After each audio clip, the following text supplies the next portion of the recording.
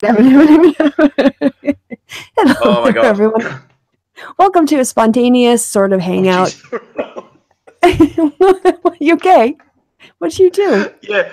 Oh, because like it always just starts, and I'm like, oh crap, I thought we were talking offline, but no, we're online. Okay, good.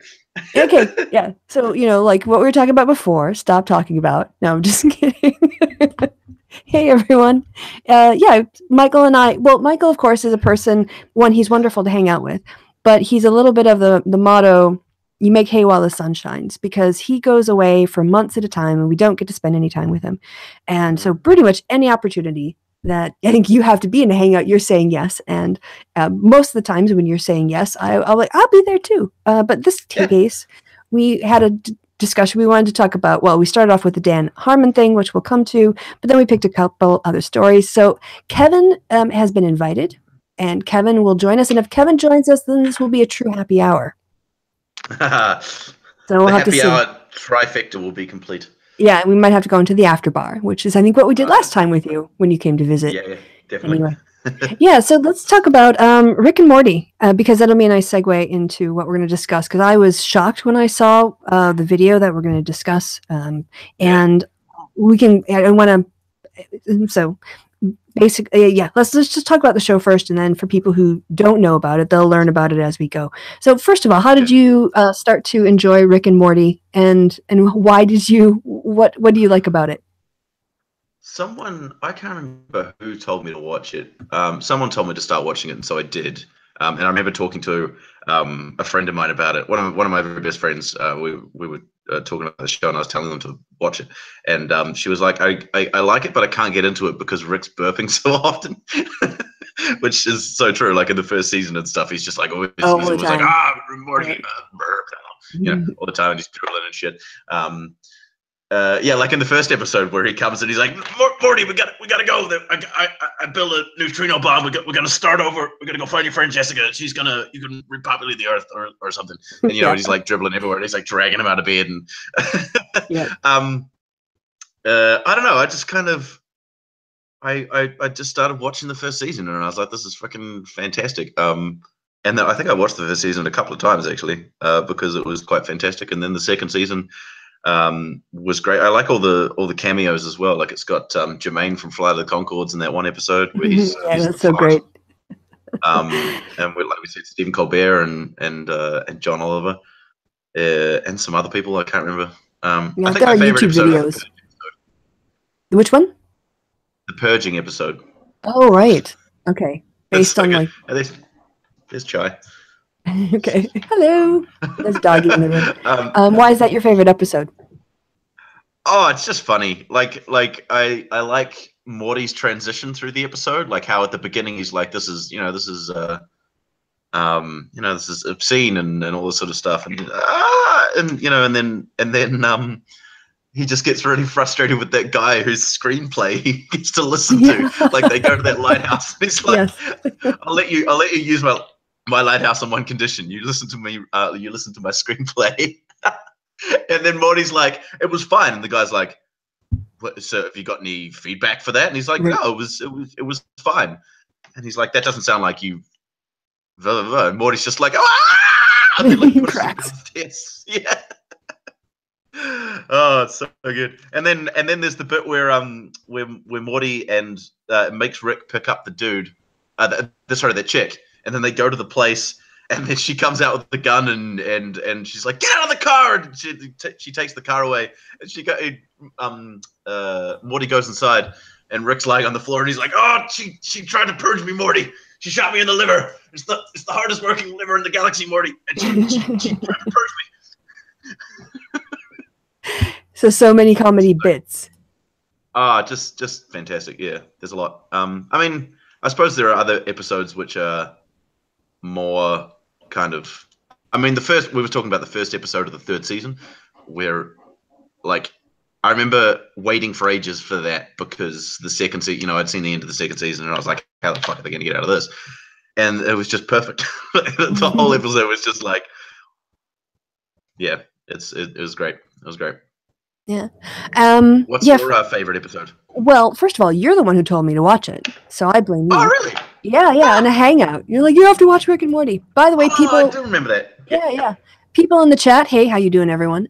By the way, if you guys could give me a sound check about what level you think my sound is by putting like K7 or K6, and for Michael's put like, M5 or M6. I just want to make sure that you can hear both of us equally. So I'll just watch the chat.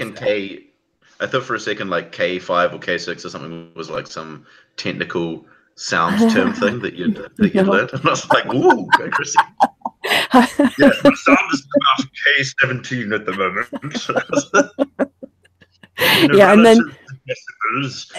then your impression, your sort of like impression, being impressed with me was crushed when you realized no, she just meant first initial. She's just like on a 1 to 10 scale.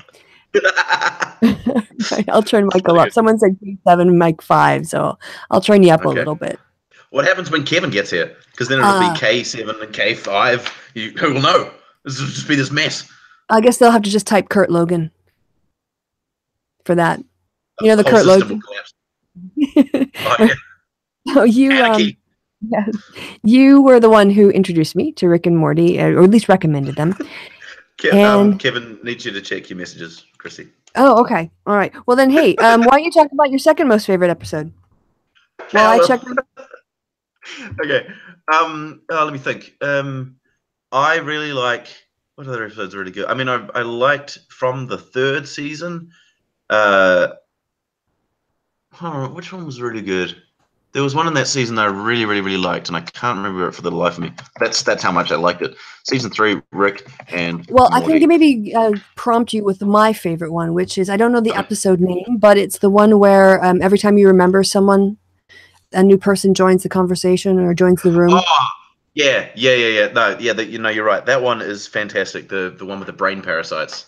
Yes. Yeah. No, actually, that is one of my favorites. That one and the there's another one which is like super existential crises as well. You're like, the Unity episode. That's right. Unity. Yeah, those two episodes I think are fantastic. Just like the questions they kind of bring up and stuff. They're just fantastic. Yeah, it's good stuff. The one with the brain parasites, and you're just like, am I real? Am I not real? What's going on? My brain. It's one of those episodes that kind of deals with that sort of thing. I haven't seen it in a long time. I had some more insightful things to say about it in the past, but I can't really remember now. Oh, that's all right. I also really like the Morty's mind blowers. Which one is that? Describe the plot to me, because while you're doing this, I'm also trying to get into Twitter and copy a link and get Kevin in the room. So it's a little much for me to be doing. Okay. So in Morty's mind blowers, Morty and Rick are stuck on this alien planet, and there's a giant. I think it's called like Nub Blub or something. Oh no, Nub Nub's from the other one. It's a giant thing, right? And they're like, hey, we've got, Rick says, the planet. The sun's going down and it's going to be like negative 3,000 degrees or something or other. So it's going to be really cold. We have to kill this big fluffy animal thing and get inside it. Like a Wampa from Return of the Jedi. Oh, not Return of the Jedi. Sorry. The Empire Strikes Back. And not a Wampa. Anyway, beside the point. So but they're like, well, he's been through so much with this thing, and I'm so attached to the blah, blah, blah, blah. And Morty's like, we can't kill it. It's my friend, and Rick's like, we're gonna do Morty. We're gonna kill it. Otherwise, you want to freeze Morty. You gotta make tough decisions, Morty. And so they end up killing the thing and then getting inside it. And Rick's inside it. He's just like sitting there with his head poking up above the guts. And Morty's about to get in, and the sun goes down, and he's like, "What? Why is it not frozen yet?" And Rick's like, "Oh wait, is this whatever the name of the planet is, 7 or number 9 or something?" So he's thought they were on the wrong planet, and so it wasn't going to freeze, and they didn't have to kill the thing in the first place. And so Morty's really traumatized doing his thing that he does, so Rick's like, "Oh, just do this thing where I erase your memory and put it in like this little thing." And so it turns out that what's been happening across all of their adventures is that Rick has been like extracting painful memories from Morty's brain and putting them in these little things. and it's storing them in this thing, so he doesn't sort of have the Most of memories his anymore. life. But yeah. But it also turns out, so it's not just memories that were painful to Morty, but it was also ones where Rick had fucked up some and some other things like this, and then Morty just gets really angry and he starts smashing things, and then they accidentally like erase each other's memories, and they're both in this room and they have no idea who they are or where they are, and they're like, where are we? What are we doing? What are these things? And but I mean, so the episode's got that like plot thing going on, but it's also got all these great little plots that happen, because Morty puts the memories back into his brain with the machine, and you see these like alternate adventures that Morty and Rick had kind of gone on, and Rick had fucked up a whole lot. So yeah, it was a cool episode. I liked that one. So should we talk about how much the parts of their fan base suck? Yeah, they do. Oh my god, they suck. It's just like there was a because there was a thing that came up on Twitter a while ago, and it was someone like, "Oh, you thought your day was bad? Well, this is the worst news you'll ever hear." And it was that there's going to be no season 4 of Rick and Morty. I don't actually think that's the case. But it just links to a tweet from Dan Harmon where he said they haven't even started working on season 4 yet, and it was a retweet of a fan's tweet that someone had written on. I don't know, Dan Harmon had tweeted out something, and this person had been like, "Why don't you get off your fat butt and stop drinking so much booze and blah blah blah blah blah and actually fucking start working on season 4?" And Dan Harmon was just like, "We haven't even started. Sorry, fuck you." And I was like, can you imagine being such an arrogant, entitled piece of shit that you tell the creator of the show that you're a fan of to do that stuff? Yeah, like you can order them around. Wow. And also, I've heard that there's it's negotiation issues as well. But with you mean for the new season? Yeah. Right. Yeah. By the way, so his status update. I've sent. I've replied to Kevin. I've sent him the link in 2 different locations.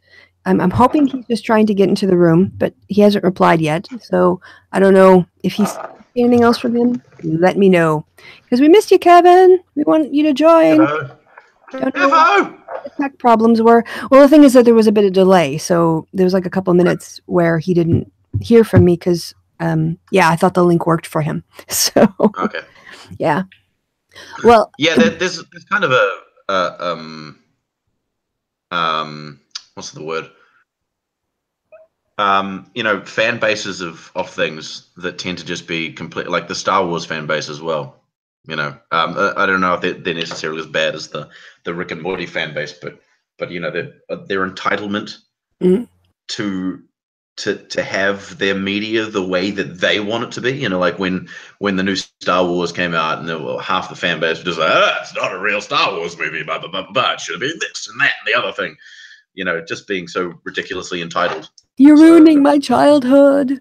Where? Yeah, man, baby crying bullshit. Anyway, you were gonna say, sorry, I talked to the top of you. All right, that's okay. No, right, because there was also the incident where he brought on some female writers in the 3rd season too, and when their names appeared on one of the episodes, I think it was the Pickle Rick episode, they received a lot of online abuse and harassment, and Dan Harmon had to say, stop being complete shits, basically. Fucking hell. It's just like, I think I watched a Peter Coffin video. Peter Coffin does these great videos. I'm always in awe of how much of a smart motherfucker he is. And I mean that in a real way, not just a smart ass, but like an actually very, very smart man.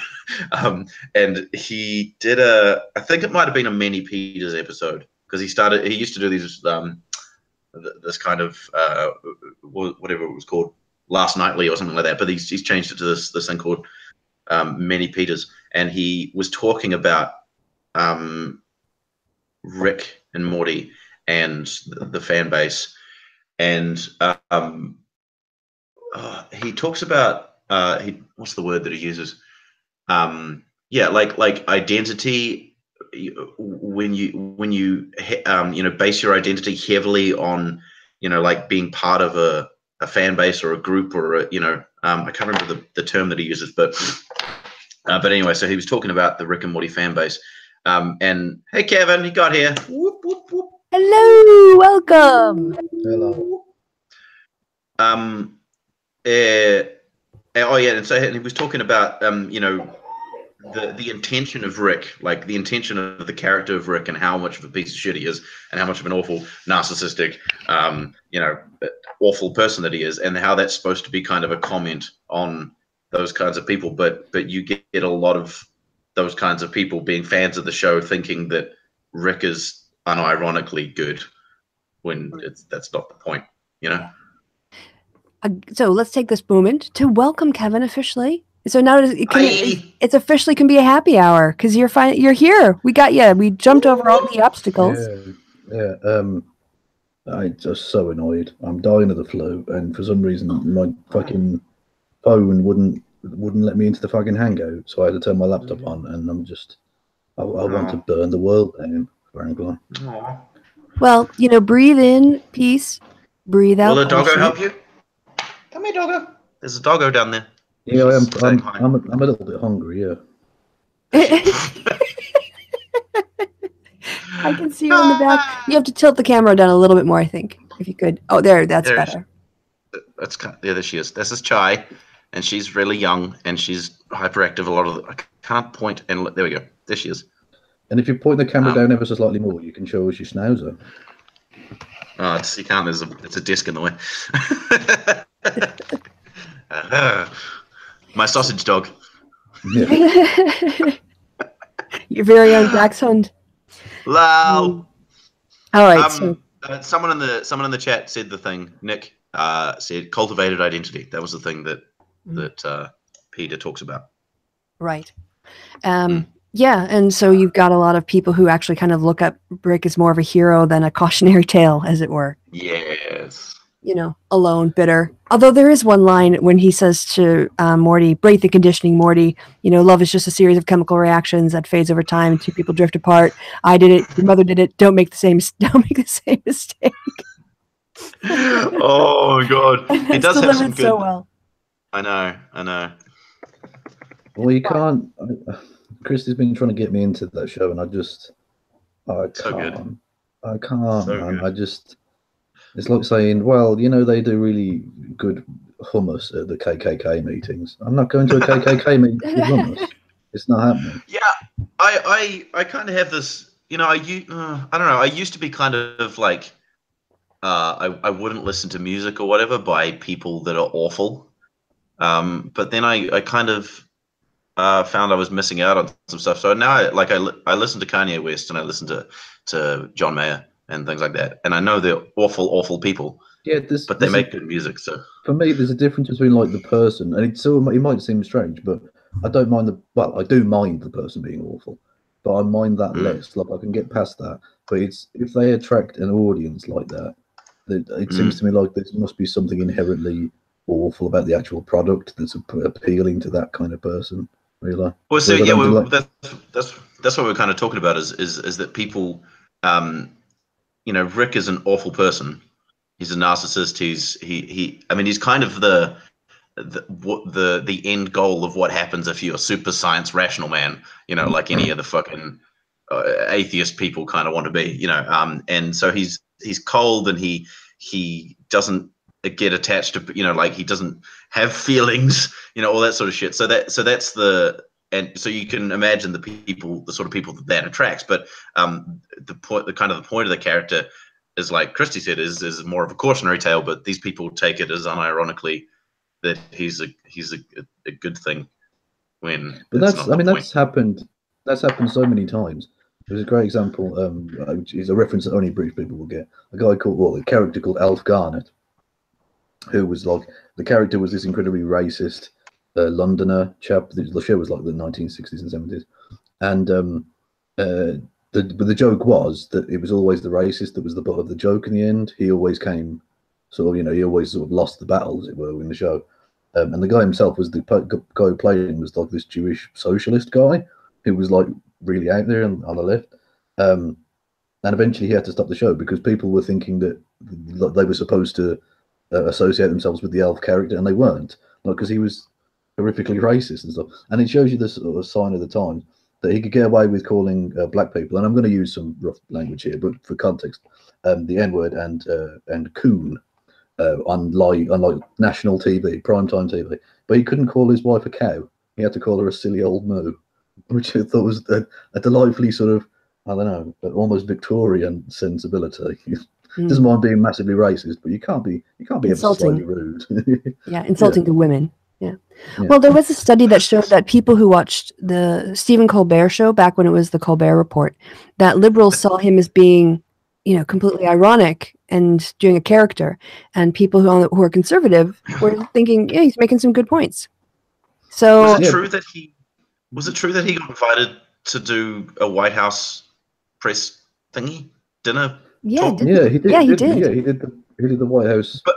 So I know he did it, but was it true that they did it thinking he was unironic? No, I don't know about that, because no, I don't. I would be very surprised. That's where he did give that really great line, that about reality having a liberal bias. It's so good. Oh my god. But I love that show. How can they? You'd have to be really stupid to think that character was being serious. Oh god, it was so way. So this is it. Like people see in art, it's a mirror. This is why the whole thing about the author is dead. How much of a piece of art should be determined by the artist, and how much of it is really just how it affects the person and how they see it. Does the artist even really have a say in what it means to me? In that way, it can inform my my understanding, but does he or she have the right to tell me this is what this means?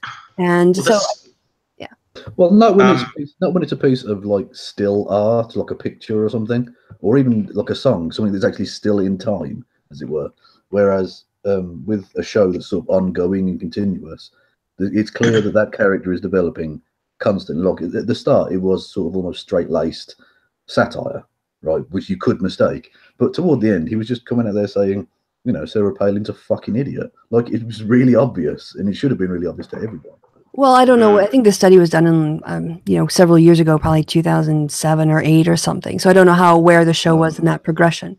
But I'm just saying that people bring things to art.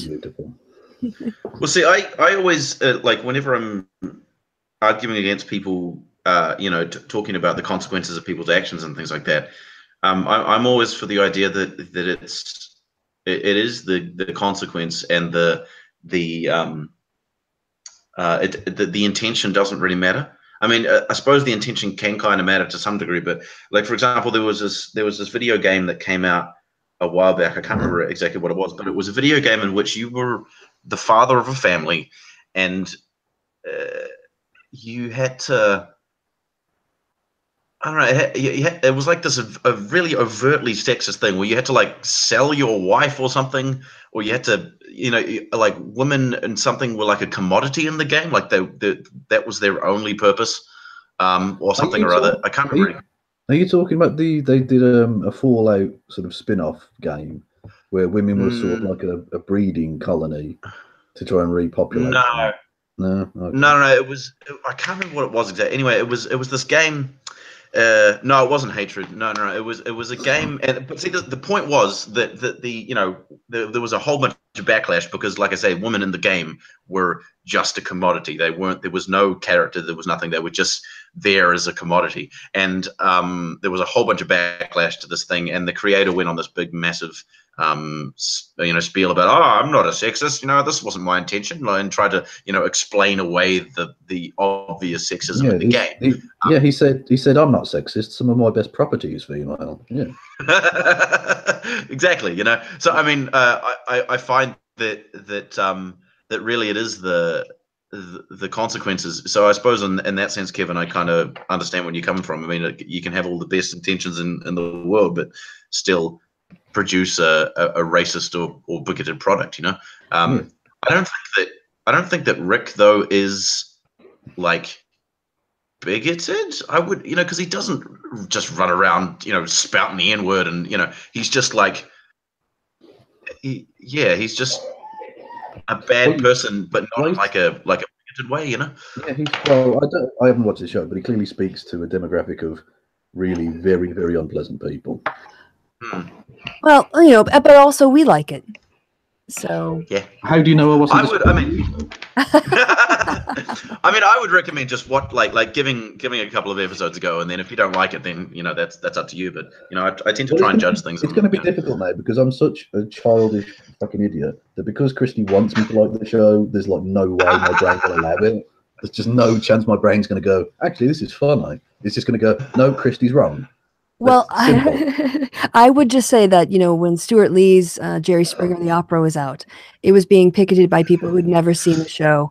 And I think that's a valid criticism that, it's... Well, to be fair, I'm not fucking picketing the show. I'm okay with the show's existence. People, boycotting it or whatever. You're like, it's, you can have... It's hard to, like you said, unless you've watched it, you can't really have an informed opinion. You can just have like I can't have an informed opinion, but have you seen my fucking channel? I don't have informed opinions. I just fucking rant and put my cat in front and go, look at the beautiful cat, and that's enough. And then put on a French accent. So I think that's enough Rick and Morty warm up, because what we were going to talk about actually was I was doing research on Rick and Morty shitty fans for Kevin to try to, because I knew about them standing up for the women writers, and then when I was looking for it. I'm actually going to screen share here, so just give me a second. I will give them a due. I read the article Kristi sent me, and clearly the creators of the show aren't absolutely atrocious people. Like there's got some semblance of decency to them or whatever, so that's fine. Like I don't hate them. I just their fans. That whole Szechuan sauce thing. I just thought, if humanity was wiped out tomorrow, it wouldn't be all bad. Do you know what I mean? It wouldn't be a total loss, frankly. What was the Szechuan? I know that there was a joke about it, but how did it go wrong? Well, they turned up at McDonald's and sort of caused riots in some American cities because they were demanding this sauce at McDonald's, and I just thought the sense of entitlement and they're trolling McDonald's, trying to take memes into they were completely serious. And yeah, exactly. McDonald's bought back Szechuan sauce for like a little thing. Yeah, like they bought back just some small amounts or something, or because what's his name? Not Dan Harmon, the other one. Justin. My brain's not working. Justin Rowlands. Yeah. He said something about how there was still Szechuan sauce in some obscure McDonald's in Canada, and all the Rick and Morty fans freaked the fuck out, and And like I want my Szechuan sauce, like riding for Szechuan sauce. I wonder whether, this kind of thing, though, it's that we're very aware of the shittiness of the Rick and Morty fan base because it's come to prominence in an age where those people can organize on social media and do things over social media. It's so easy for that to happen in a way that we wouldn't kind of been aware of if it were the fan base of something back in the 60s or the 70s or whatever, Yeah, exactly. That's exactly true. I don't think there are any more idiots and arseholes than there ever have been. In fact, I would argue there are probably less, to be honest. We don't go around slaughtering all of Africa and stuff. Like it's clearly a better situation. But yeah, so there aren't more bad people. It's just that the bad people now have a webcam and can spew their shit to the world and organise in a way. But like you say, it would have been like with that group of people completely disparate, just sort of sprinkled throughout society. Whereas now they meet up and do, rape jokes in pubs and stuff. Oh, it's brilliant. Good times. Well, have you got it there, Kristi? Yeah. Well, I've got it on the screen. I can't play it because my dad's staying with me and it's too loud and I don't want to wake him up. Do you want me to play it? No, what you do is you go in there and you slap him and you say, look, we're dealing with the fucking noise. My house, it's my rules. When you live in your own house, you can decide what time the speakers go off. Exactly. On my fucking roof, you abide by my rules. Now, put on the fucking maid's dress and clean up, bitch. That's what you do. So, Michael, if you can play it, it is like 7 minutes. Don't just skip past that as if I didn't say a really silly thing. I won't have my silliness ignored. Pay attention to me, damn it. Exactly. Pay attention to me. I am Cat. Yes, I is Cat. Absolutely. So, Michael, are you able to do your screen share and play it? Yes, give me a second. Do I need to unplug my headphones, I assume? Yeah, you'll have to play it on your speakers. And I'll set this up by saying he is kind of part of the Me Too movement or got caught up in the Me Too movement. I'll turn this off now. The video that we're watching is him admitting to inappropriately pursuing an employee in a work situation and abusing his power. And it's interesting because of the whole dynamic is, and I have the tweets up, I can show them later. Megan Gans, who is the woman that he's talking about, called him out on Twitter. He made this admission, and then afterwards she posted about it, and she said several things which we can talk about, but she also said as part of that it was a masterclass in how to apologize. And with the contrast of how Lawrence Krauss has handled things and how the atheist community has handled things, it was a very, even though this happened in January, to me, I felt like this was something that I wanted to have a chat about on a hangout. And so is this enough me just going on and setting it up, Michael, for you to do a screen share? And okay, great. Good. And I'll lock it on you. Okay. Hey, so there I am. People telling me, I've had a lot of advice. Don't talk about it. You don't have to talk about it. It's done. Can you hear it all right? Legal advice. Yes. Don't talk about it. You yourself up. The most important advice I've gotten is from women that I respect, that do what I do, that are respected, and that spoke to me privately and said, you know, if you're true to your word and you are sincere about how you want to be part of the solution, not part of the problem, you know, please talk about how you've been part of the problem. That's truly the most helpful thing. That's amazing how he's throwing his voice with that barking. That's awesome. Yeah, do pause it because we do need to stop for commentary for it to be fair use. So I think dog barking might count. Exactly. Sorry, dog. Hi, Jesus. Wouldn't be a problem if she was in the oven. That's all I'm saying. If it was being prepared for my fucking tea, wouldn't be barking. Okay, we can play again. Are you allowed to? You're not allowed to advocate for violence against animals either, are you? This is definitely getting flagged. Oh, thanks, Kevin. I appreciate that. Yeah. You're getting my channel flagged. Okay, we're ready to hit play again, Michael. Okay. Shut up, dog. She just barks at nothing. There's just nothing there. She's just like, well, of course there's nothing there. It's New Zealand. Fucking hell. Hey, there's at least 6 others of us over here, all right? Casual racism. Oh yeah, exactly. Oh, no, it's absolutely off the point. But the England cricket team are getting fucking embarrassed by New Zealand, tiny nation, ridiculous. So, wait, hold on. Didn't you guys win the series? We won the one-day series, but then the Test series, and we lost the first game really embarrassingly, and we're not doing well in the second. So, national shame. I'm not sure we should allow them back in, frankly. But all right, before you hit play again, I'm just going to say, like, the tone of this does not reflect the tone of the video, so we'll have to get a bit more somber now, and come into a more. Well, yeah, but it's difficult to be somber about something that makes me want to injure cricket players. Like that's not a somber thing for me. From which country? Well, England primarily. Like, well, half of them are South African anyway, but it doesn't really matter. Right, go on. I think maybe the dog's barking because she's upset about the sexual harassment. She's just like, sexual harassment sucks. That's what's happening. That's it. I have to walk here is I want to make this a normal part of the process because it should be healthy and easy and graceful. It should be a thing that can be done and doesn't have to create civil war and hysteria. That doesn't make people get re-victimized and attacked. Exactly. That's actually a really, really important point, isn't it? That it's even if you deny like your specific example or whatever, the idea of painting all of Me Too as this thing just re-victimizes people who have been treated really appallingly. Well, in this case, going after the person that he's talking about, or, women who come forward, going after them personally and attacking their character and their trustworthiness and their motives, and not looking at the evidence. Just looking at the situation, Well, the idea that people can look at the way in which the Me Too, the brave Me Too people coming forward have been treated and deny that the rape culture exists. I mean, it's just, I'm sorry, it's not ignorance at this point. You're willfully denying it. Mm. Okay. Yeah, and that's kind of what happens, right? Is I mean, it's important. I think straight off the bat here, it's important how Dan Harmon's framing this is he's, shit. What was I going to say? He's not really putting himself in the center frame. Yeah. That's kind of what I mean. Yeah, the way that he's framing how he's talking about this is quite important to the way that he's doing it. Yeah. Anyway. At all, you're only hurting everybody, especially me, if this topic causes you to attack anybody involved. You may think it's in my defense. You may think it's in defense of fairness. I ask you to think about what you think fair is. That's enough disclaiming.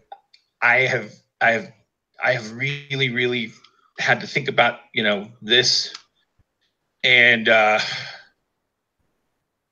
decided I need to talk about it. I want to target about 5 to 7 minutes. First of all, sorry, this is a quick question. Is that Jeff from Whose Line Is It Anyway on the right there? I can't see the screen well enough to look. Talk, Michael, and I'll look. Oh, I think what's his name? Jeff Davies. Is it Jeff Davies? I don't know. He's funny. I don't know who the fuck that is. Sorry, I don't know. He's on Whose Line Is It Anyway, and he's fantastic. Anyway, that's the point. Minutes, and then pull me out of here. After which, hopefully, I've done some good by just talking about this. This is about Froyo Life closing down, right? Yes. Yes, it is Jeff Davies. Recently closed down. In 2000, whatever, I can't remember. 2009, 2006, 2000 something. I had the privilege of running a network sitcom, and I was attracted to a employee. I really want to be careful about that language. I think a huge part of the problem is a culture of feeling things that you think are unique and significant because they're happening to you, and saying things like I had feelings for, and I fell for, and all these things. I mean, the most clinical way I can put it in fessing up to my crimes is that I was attracted to a writer that I had power over because I was a showrunner. I think that's important as well as the power structure that's at play here. Like all these guys that we're talking about, like Lawrence Krauss and Louis C.K. and exactly. There's a dynamic, and that's the point with Trump, when people have said, "Oh, well, he said they let you do it." Well, yeah, because he's a billionaire and he has the best lawyers in the world, and you won't beat him. So essentially, they lie back and take it. They don't want it to happen. They're not allowing it to happen. They just know they don't really have a choice because of the power dynamic. That's exactly. Isn't it? Also, in these situations, when you start to frame things in a romantic way, it sometimes removes it from the workplace situation because people associate it with like dating, and someone being attracted to someone in their social circle. And this notion of power and the abuse of power is the really, I think, part of the key in this particular situation. And he really does do a good job of framing it in that way and bringing it back to that, because it is in many cases an abuse of power. It's it's not just there are people, and I don't say just sexual assault. There are people who are being sexually harassed and sexually abused and sexually assaulted, but then there are places where it happens, in churches, in families, as strangers, and in the workplace. And he's telling the workplace story. Well, exactly, yeah, and not to bring it back. So I can't be attracted to people in my workplace now. I can't ask people on dates anymore. Shut up! You're missing the point. Well, exactly, yeah, and that's not to bring it back to Trump all the time, but the what do they call the locker room banter? It's not a locker room. You're at work. Yep. It's not a locker. In a locker room banter might be an excuse. When you're at work, it fucking isn't. It's also like, if that's the way you talk when you think you're safe, when you think you're when you're in quote unquote a safe space, which I suppose it is, if that's the way you talk, I mean, that kind of says about your real character, right? When you feel like you're in a place where you can express those opinions, that kind of says something about your character. I mean, even if I was in a place like that, I wouldn't say that stuff. And in fact, like, I remember Steve Shives put out a video a while back about speaking up in those situations. Like, it can be very uncomfortable. Like, he talked about there was like two different stories. And it was a family Thanksgiving, and someone was being racist or something. Yeah, that's right. And it can be uncomfortable, and it can create tension and things like that. But if you really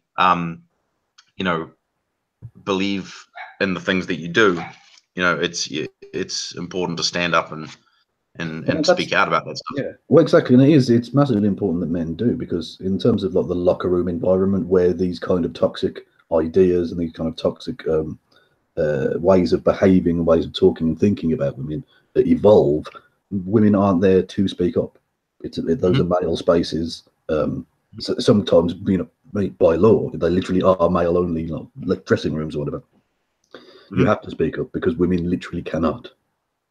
Yeah, that's not. And before anyone starts, that's not me taking away women's what do they call it, action or whatever. They literally aren't physically there to do it. And there's a lot of informal places, you know, just guys hanging out or stag do's, or, you know, that's okay. Like maybe people don't go that many, but you know, those kind of all male spaces aren't just by law, but they happen a lot more informally in back rooms and boardrooms and on golf courses, places like that. And that's what it means to be an ally, right? Yeah. That's part of it, is speaking up in those situations where women can't speak for themselves. And I love the fact that just to completely go off on a tangent, but I love the fact, I fucking hate the fact that the people who say that that's a beta type behavior themselves in that scenario know that what's happening is wrong and don't speak up. They're cowardly. But apparently that's the alpha approach. Nah, fuck you. Not speak up. Yeah. Alpha AF. Holy crap, there's 55 people watching this. Yeah. Fuck you to all 55. Go, it's Friday night. Go and get hammered and fuck like rabbits, you fools. Anyway, I'm not sure that was an appropriate. I'm not sure that was a particularly appropriate comment given the video we're watching, but you get the idea. Consensually, obviously. Yeah. Well, exactly. Yeah. That one unsaid, but since it was unsaid, I'll just say it out loud just to create a contrast here. Well, that's they're such so an drunk, extremist. they're passing out, throwing up on the wall, they don't have sex with them. Yeah, that's such an extremist thing to want, though, Kristi. But Michael, if she initiates, she doesn't need to consent. Well, there's no need to be. There's Australian accent. That was really bad. Sorry. There's no need to throw in a racist Australian accent as well. He's a dickhead on his own. It was a Bering accent, not an Australian accent. Oh wow. Michael, if she consented, if she jumped on his cock and fucking started rooting him, she doesn't need. Oh god, it's like he's in the room. But for some reason, my skin isn't crawling, so he's clearly not in the room. Mm. Don't say his name 3 times in the mirror. He might, appear. He might put out a really badly edited video. Oh, but guys, sorry. In full disclosure, later on Twitter, he explained that of course she can withdraw consent at any time, but he won't make a video saying, hey, if I gave the impression that once a woman initiates in sex, she no longer has the right to withdraw consent. He just put out a tweet, and that was the equivalent of him putting out that video. And I've heard him, and I don't know. The stuff that he did. He still defends that he never said anything wrong in that hangout. Yeah, exactly. Yeah, it's ridiculous. I've heard him say, and I don't know if it was necessarily joking or not, but he's defended the idea of so-called consent contracts, which are a direct violation of the principle of being able to withdraw consent. So basically a racist charter.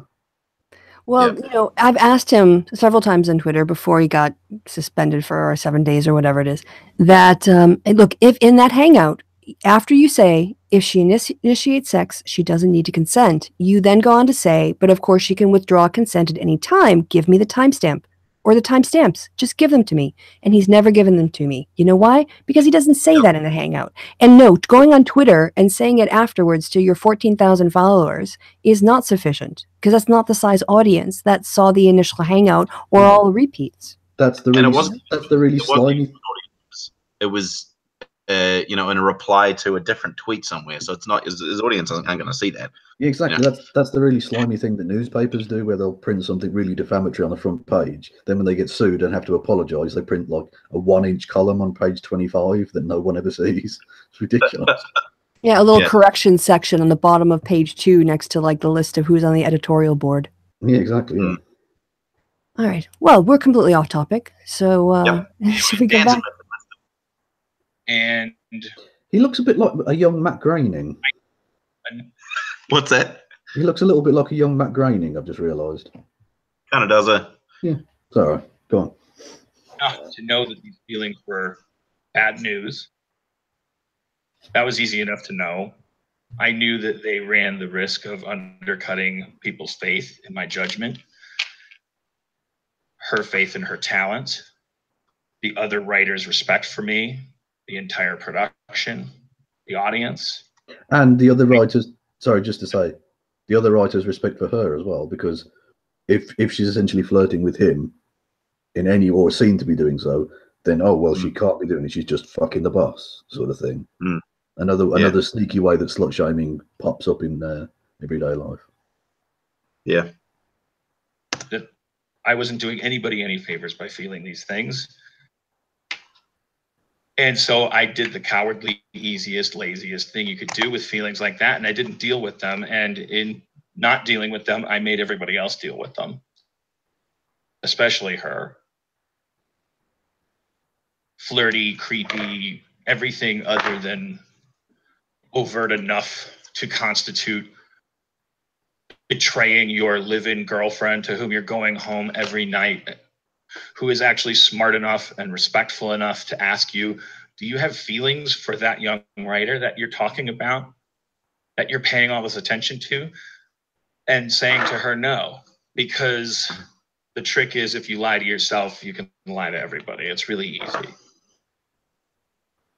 And so that's what I continue to do, telling myself and anybody that threatened to confront me with it, that if you thought what I was doing was creepy or flirty or unprofessional, then it's because you were the sexist. You were jealous. I was supporting this person. I'm a mentor. I'm a feminist. You're the real sexist. Yeah, precisely. It's your problem, not mine. It's your. I'm a feminist. that whole thing as well, like being like, I talked about this in one of my my videos a while back, where I talked about being confronted.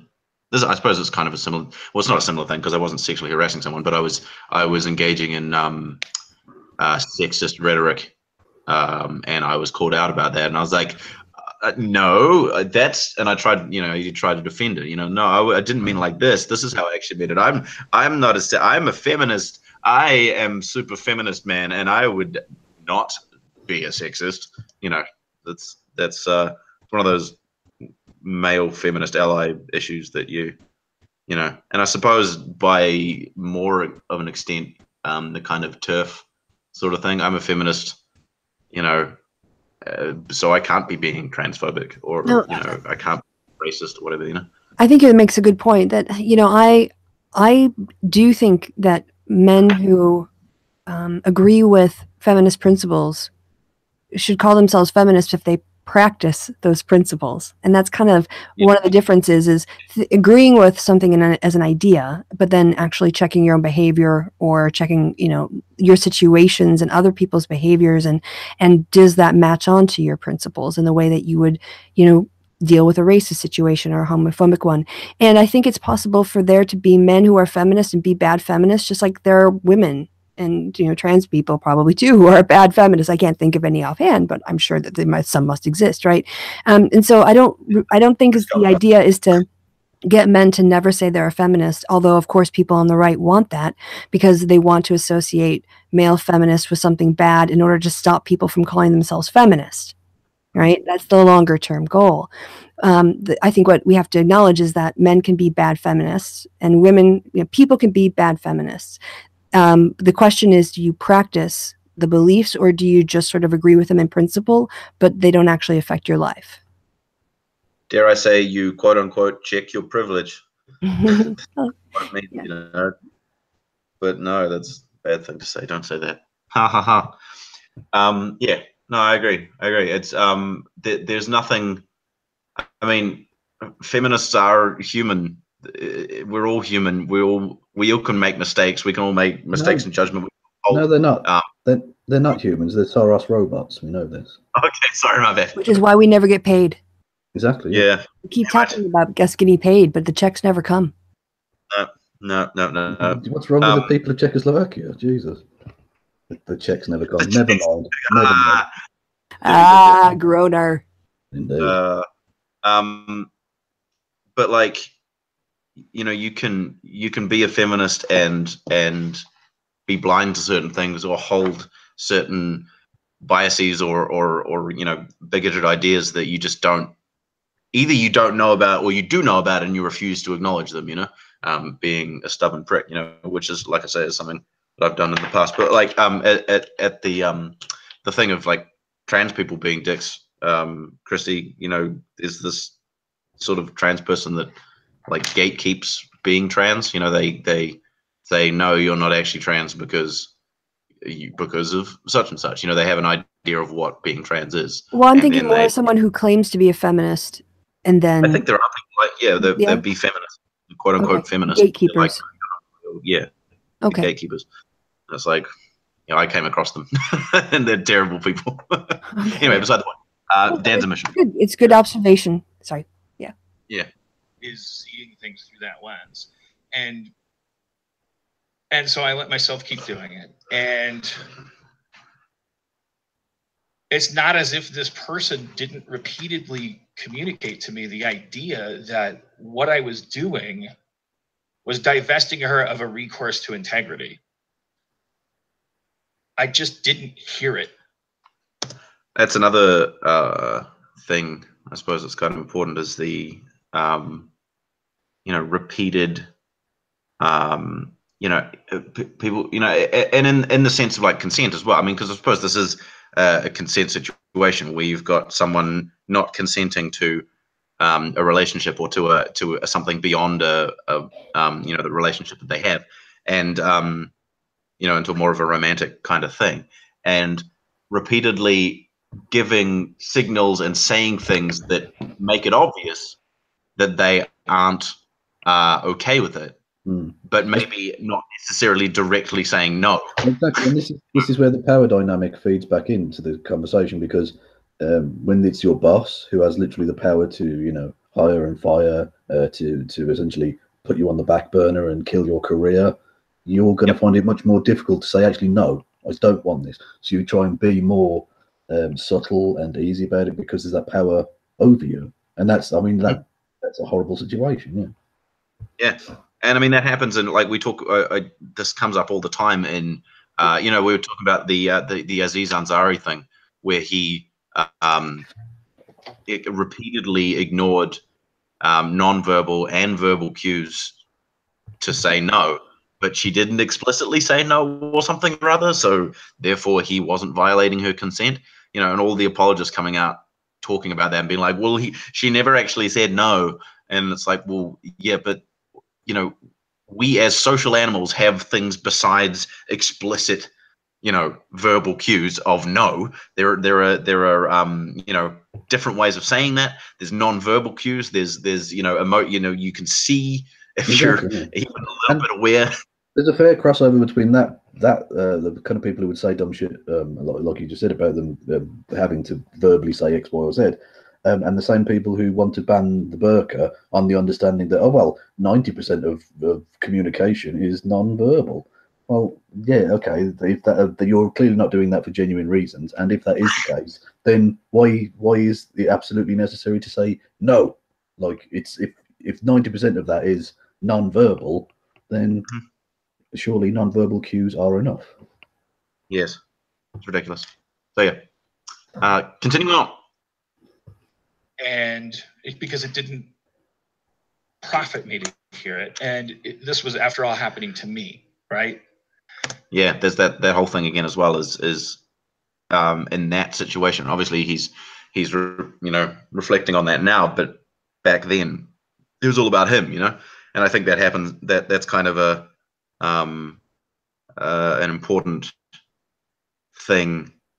Like, again, I'm kind of conflating these things with other consensual interactions where it's a selfish thing. You know, it's about you, and you're not engaging in any empathy or you know, thinking about anything that the other person wants. All you're trying to do is get something yourself. So when in the case of a sexual relationship at a party or whatever, you know, it's about you getting off, you know, and so you continue to pursue this person, you know, against their rejection of you. and you continue to do this, and then the same kind of thing kind of here, because it's a selfish thing. No empathy, no awareness of other things, just your goal, you know. And I think that's important to recognize. Yeah, keep playing. Otherwise, this is going to take 4 hours. So after a season of playing it that way, I broke up with my girlfriend, who I had lied to the whole time while lying to myself. Lied to her about why I was breaking up with her, because I thought that would make having inappropriate feelings for a coworker appropriate if I wasn't involved. I want you to be the one to examine this and every step of the way decide for yourself where I'm making mistakes. I don't want to explain to you what I've learned. I want you to look at this, and I want it to sound relatively unremarkable to you, because that's the danger. I broke up with my girlfriend, then I went right, full steam into creeping on my employee. Now it was even less appropriate after all. Now I wasn't in danger of being a bad person. And then after that season, I got overt about my feelings after it was wrapped, because now, and said, "Oh, I love you," and she said the same thing she'd been saying the entire time, in one language or another. Please, don't you understand that focusing on me like this, liking me like this, preferring me like this, I can't say no to it. And when you do it, it makes me unable to know whether I'm good at my job. And because I finally got to the point where I said to her, "Oh, this is, I love you," because that's what I thought it was.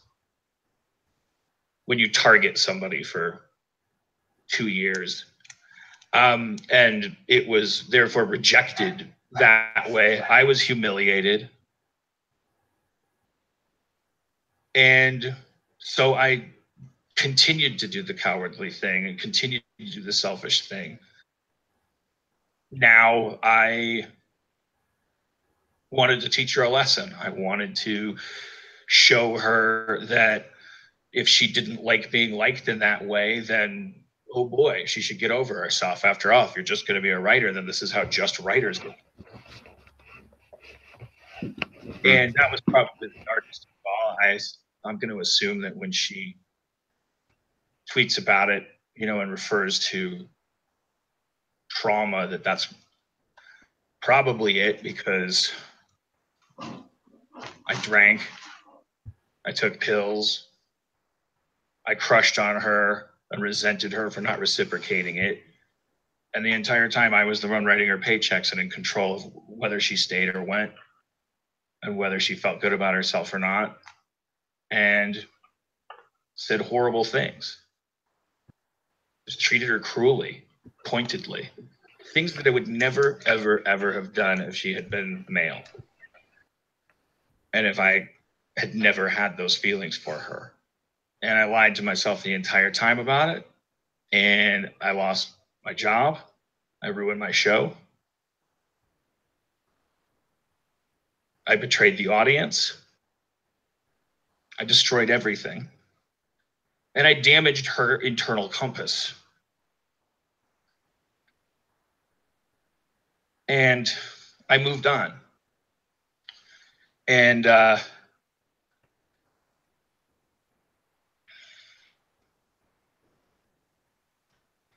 I never did it before, and I will never do it again, but I certainly wouldn't have been able to do it if I had any respect for women.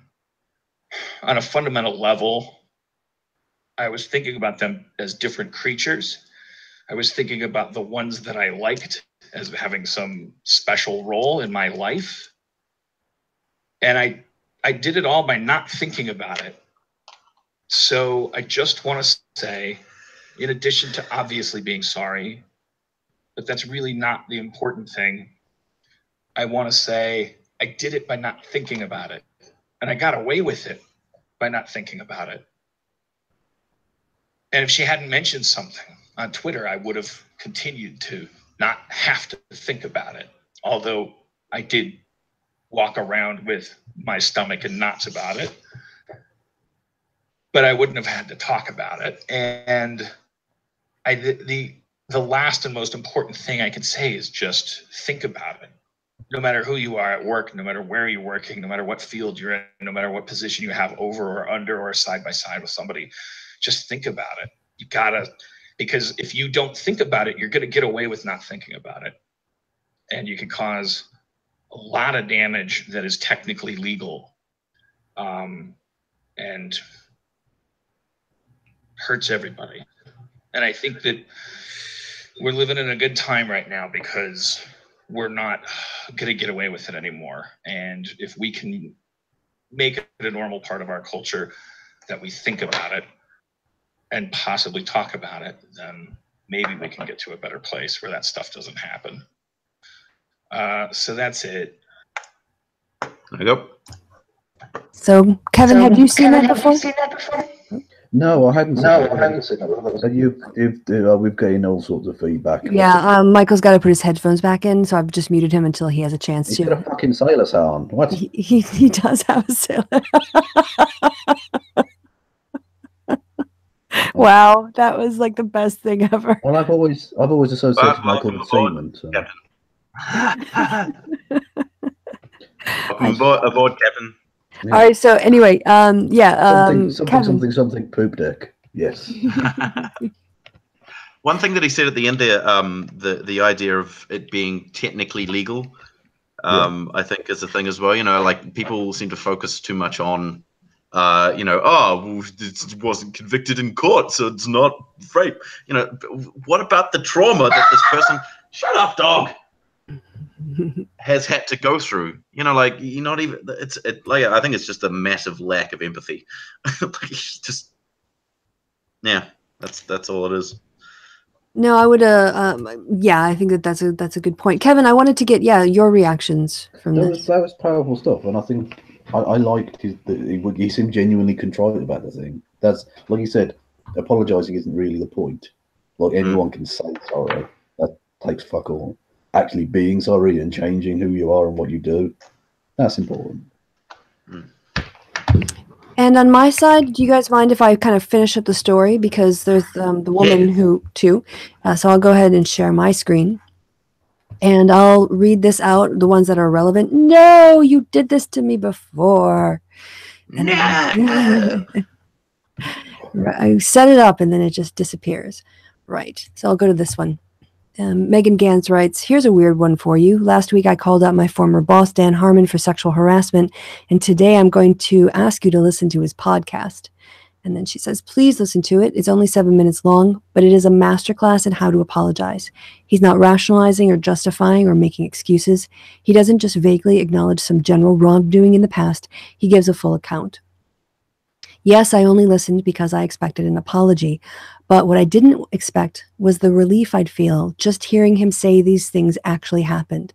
I didn't dream it. I'm not crazy. Ironically, the only person who could give me that comfort is the person I'd never ask. So, yeah, I think that this is why I wanted to talk about this topic, because Me Too, this I think is an important moment in Me Too, and I wasn't unaware of it until I went on a hunt for references to disprove Kevin. Oh, that's funny. Yeah, I mean, it's like it's the gaslighting as well, right? You know, the fact that, I mean, she's obviously thought maybe after it's that toxic masculinity as well of when he gets rejected, he has to lash out. You can't just take that as a responsible adult and just deal with it. There has to be a lashing out, and that's why, again, there's a power dynamic even in situations where you don't even know the person because of the physical strength aspect of it. That women know that if you just say no, the potential for repercussions, both physical and emotional, in terms of verbal abuse and physical abuse, is there. They know that from the very first moment they become sexually interesting to men, to for the rest of their lives. That's the dynamic that's always in play in those scenarios. Yeah, totally. Yeah. So again, I think it was it's a very this is the thing about Me Too, is that it's a very painful conversation for, obviously, for the people who are the ones who have been abused or harassed or violated, but because it's happening with all these public people, we're seeing a side of them that only their victims had ever seen before.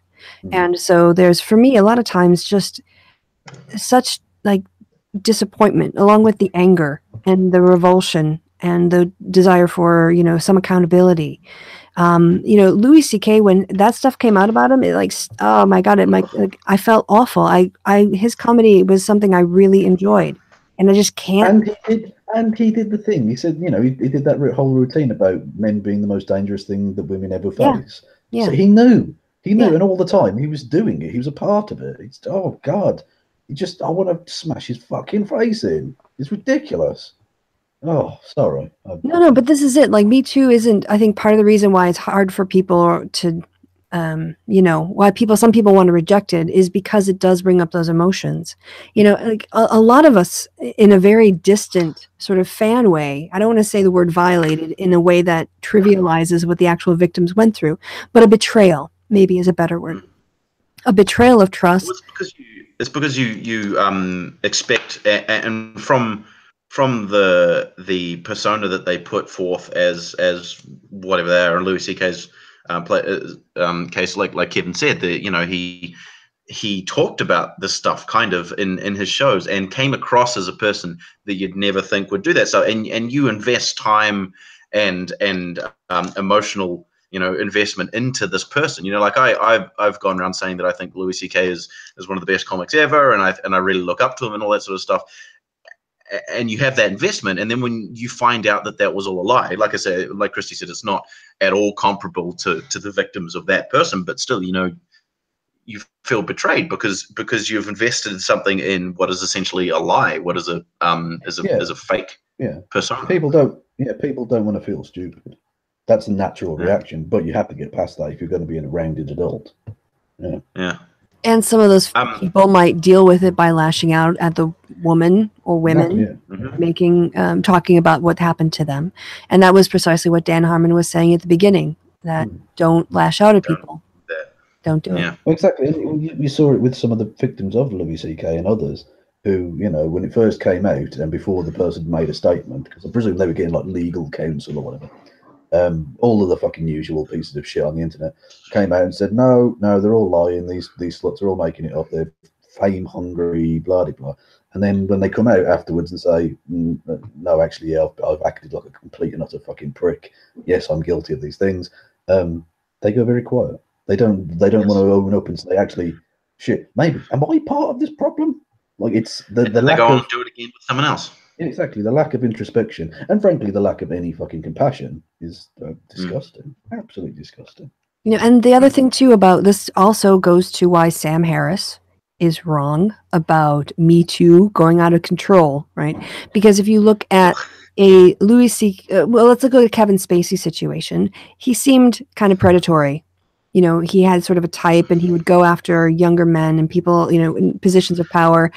And use them and move through them. Dan Harmon, if he's being honest about his story, you know, inappropriately fell for an employee, didn't deal with his feelings, and they are both part of Me Too. You know, it's not about what Dan did was, you know, somehow we have to farm that off and say that that's a different category and doesn't belong in Me Too. Because of the power dynamic, it definitely belongs in the Me Too movement. Yeah, totally.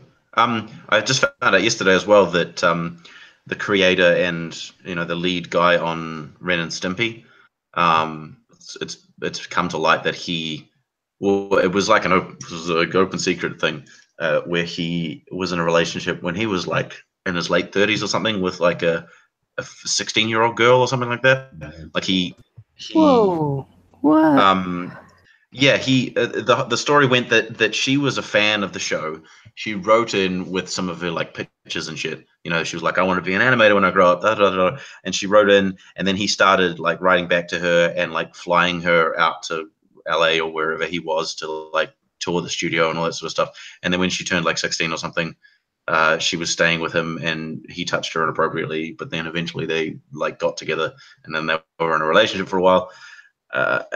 And then again, it happened kind of later. There was another girl who was maybe 16 or 18 or something, and he was a bit older at that point as well. And apparently, like they never had like a physical sexual relationship, but he would send inappropriate messages and would like masturbate while they were on the phone and stuff, and just all this ultra creepo stuff. Yeah. Yeah, so Ren and Stimpy creator, creepo. That's a shame. I like that show, but yeah. Well, you know, a lot of people came out. You know, they were like, or not necessarily after the fact, but you know, like a lot of cartoons and stuff have cited the Ren and Stimpy as huge influences on their shows and stuff. You know, so yeah. That whole thing about flawed people, you know, like in the art and the artist. Come back to that again. Yeah, but there's a difference between cutting your own ear off and wanking on the phone to a 16-year-old. Well, that's to me, that's a difference. I don't think that was a comparison I exactly had in mind. No, you got the idea. I like the mad genius, sort of outbursts are fine when they're at the very least sort of legal, whereas when they're not. Well, what I was thinking about, like, you know, when you have something like, you know, Louis C.K.'s comedy or a performance, you know, The Usual Suspects now with Kevin Spacey, all of these things that they've done, being who they were, we didn't know, now we know. So, you know, can you still enjoy The Usual Suspects knowing what you know about Kevin Spacey? You know, this is what I meant about separating the art from the artist, and how difficult it becomes when a situation like this is unveiled. That's what I meant. And yeah, what was really annoying about the Kevin Spacey thing as well as the pedophilia, obviously, was the fact that he used his coming out as like a shield. It's just completely sullied what could have been a beautiful moment. But, you know. Yeah. Yeah, I suppose it kind of depends where you draw your moral line. I mean, obviously, I can't watch Louis C.K. anymore, like I haven't. I mean, and I can't really watch Kevin Spacey anymore either. I just, you know, I used to think of Kevin Spacey as one of the best actors, and obviously he's still a great actor. But I can't separate those things. That's you know? the thing. Are any of these people redeemable? Because I mean, in past eras, you've had people like Richard Pryor who did some really fucked up shit and came back, and there was something positive came out of it by him being able to tell those stories. Is that possible, do we think, with any of these people? I don't know. I mean, it's too early to tell in the movement. You know, we're still in the sort of like people just take a back seat and sort of fade into the background and disappear because no one wants to see them anymore. We don't know about second acts in the Me Too movement, if anybody has any. Yeah. It's kind of hard to come back from that sort of sexual predator, pervert, creeper. Especially vibe. if you've been doing it for like a long time, getting away with it, and just and you're only now, you know, you're only remorseful because you've been caught or something. You know, I mean, I can, yeah, I don't know. So anyway, okay, should we go from sex? Can I bring up to some racist shit instead? Oh, well, yeah, I was actually going to bring up a racist thing real quick, just because I wanted to bring this up. I tweeted about it, but we already talked about bearing. Oh yeah, no, I mean, Kevin, because I watched one of your videos last night about Tommy Robinson, because I wasn't super familiar. That was made several days ago. Why were you only watching it last night?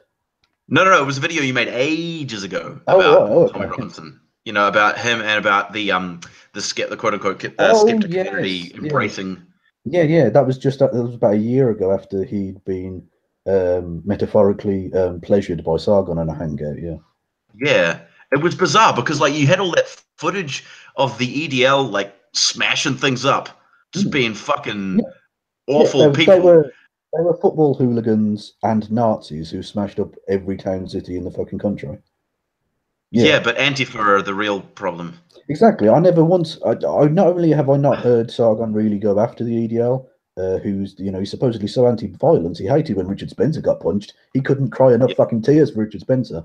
But the fact that the EDL have smashed up towns and centres, have been involved in all kinds of physical assaults on perfectly innocent people, some of whom were Muslim, some of whom weren't. There was a firebombing of a Sikh Gurdwara as well, because, it's brown people. They didn't know the difference. That's that problem. And, of course, the EDL endorsed Sargon.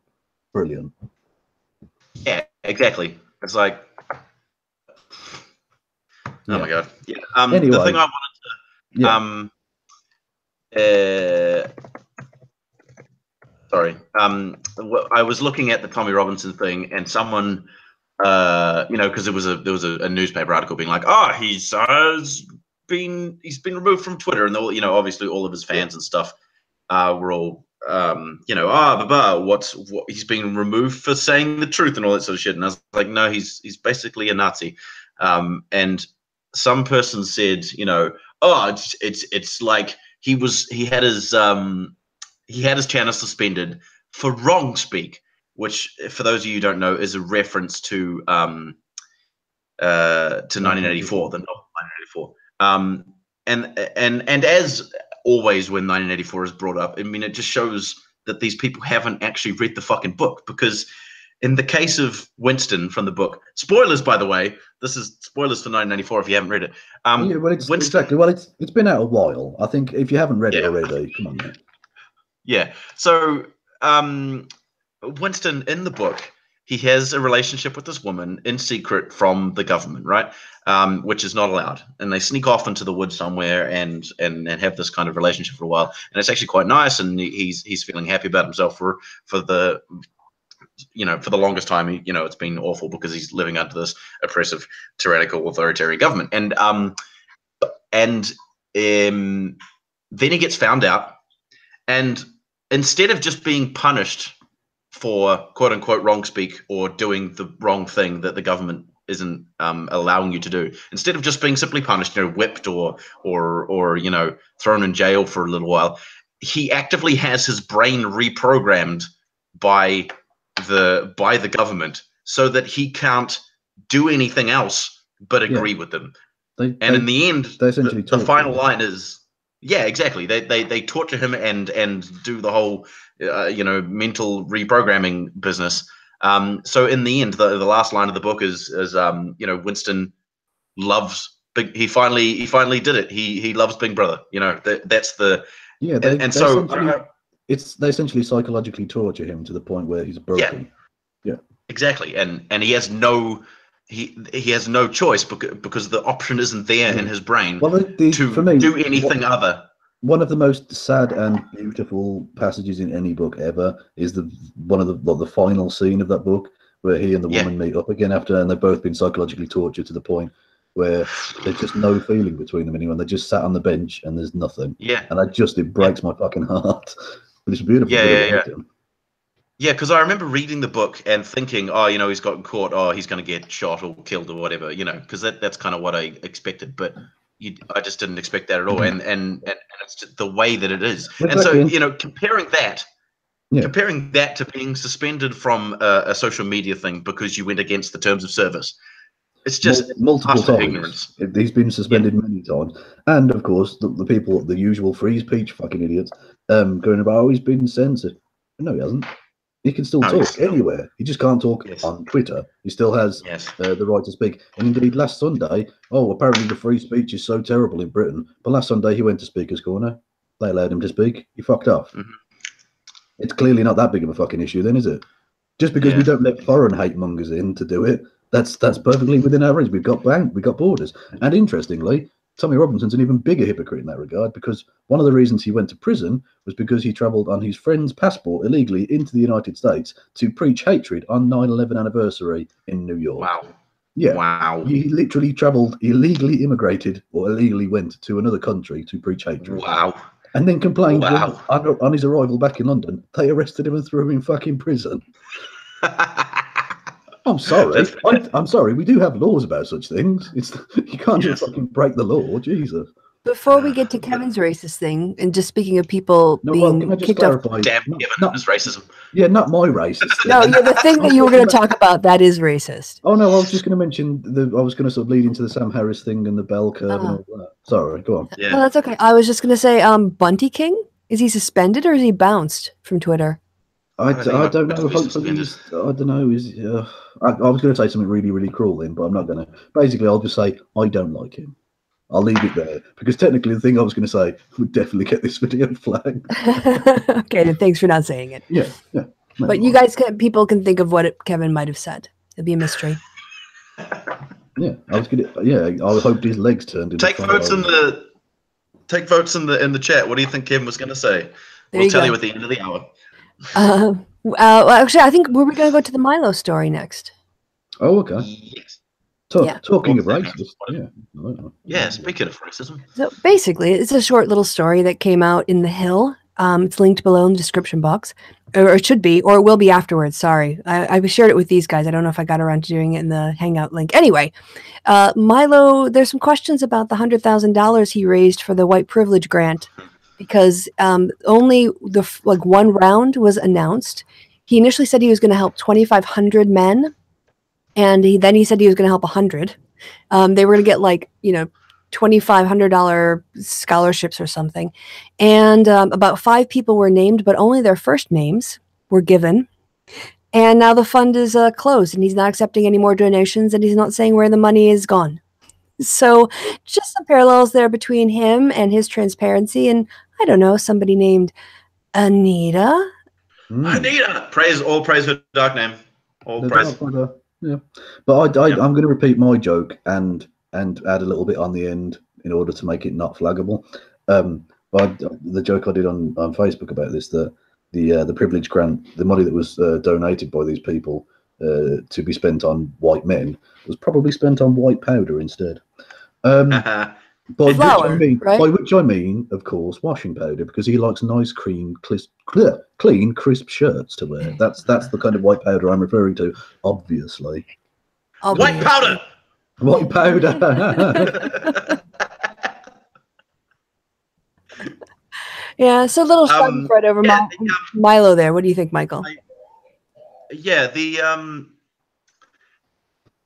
I mean, basically 3 years of crying and whinging and harassment and doxing and death threats and bomb threats, and continuing to this day, a caricature of the woman and her work that has persisted because of all this crying and whinging and misrepresentation and all this sort of stuff. We're talking about Anita Sarkeesian, obviously.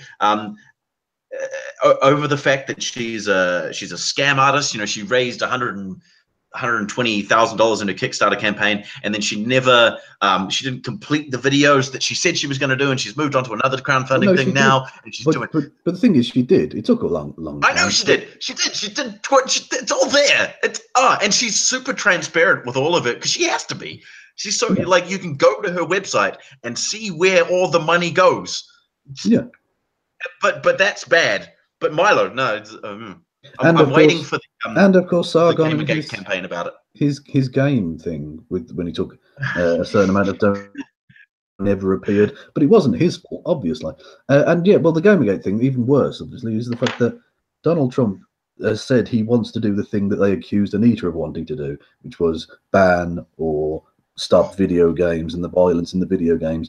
I've not heard a peep out of these fuckers. Where are they? Where are they going absolutely crazy? Yeah.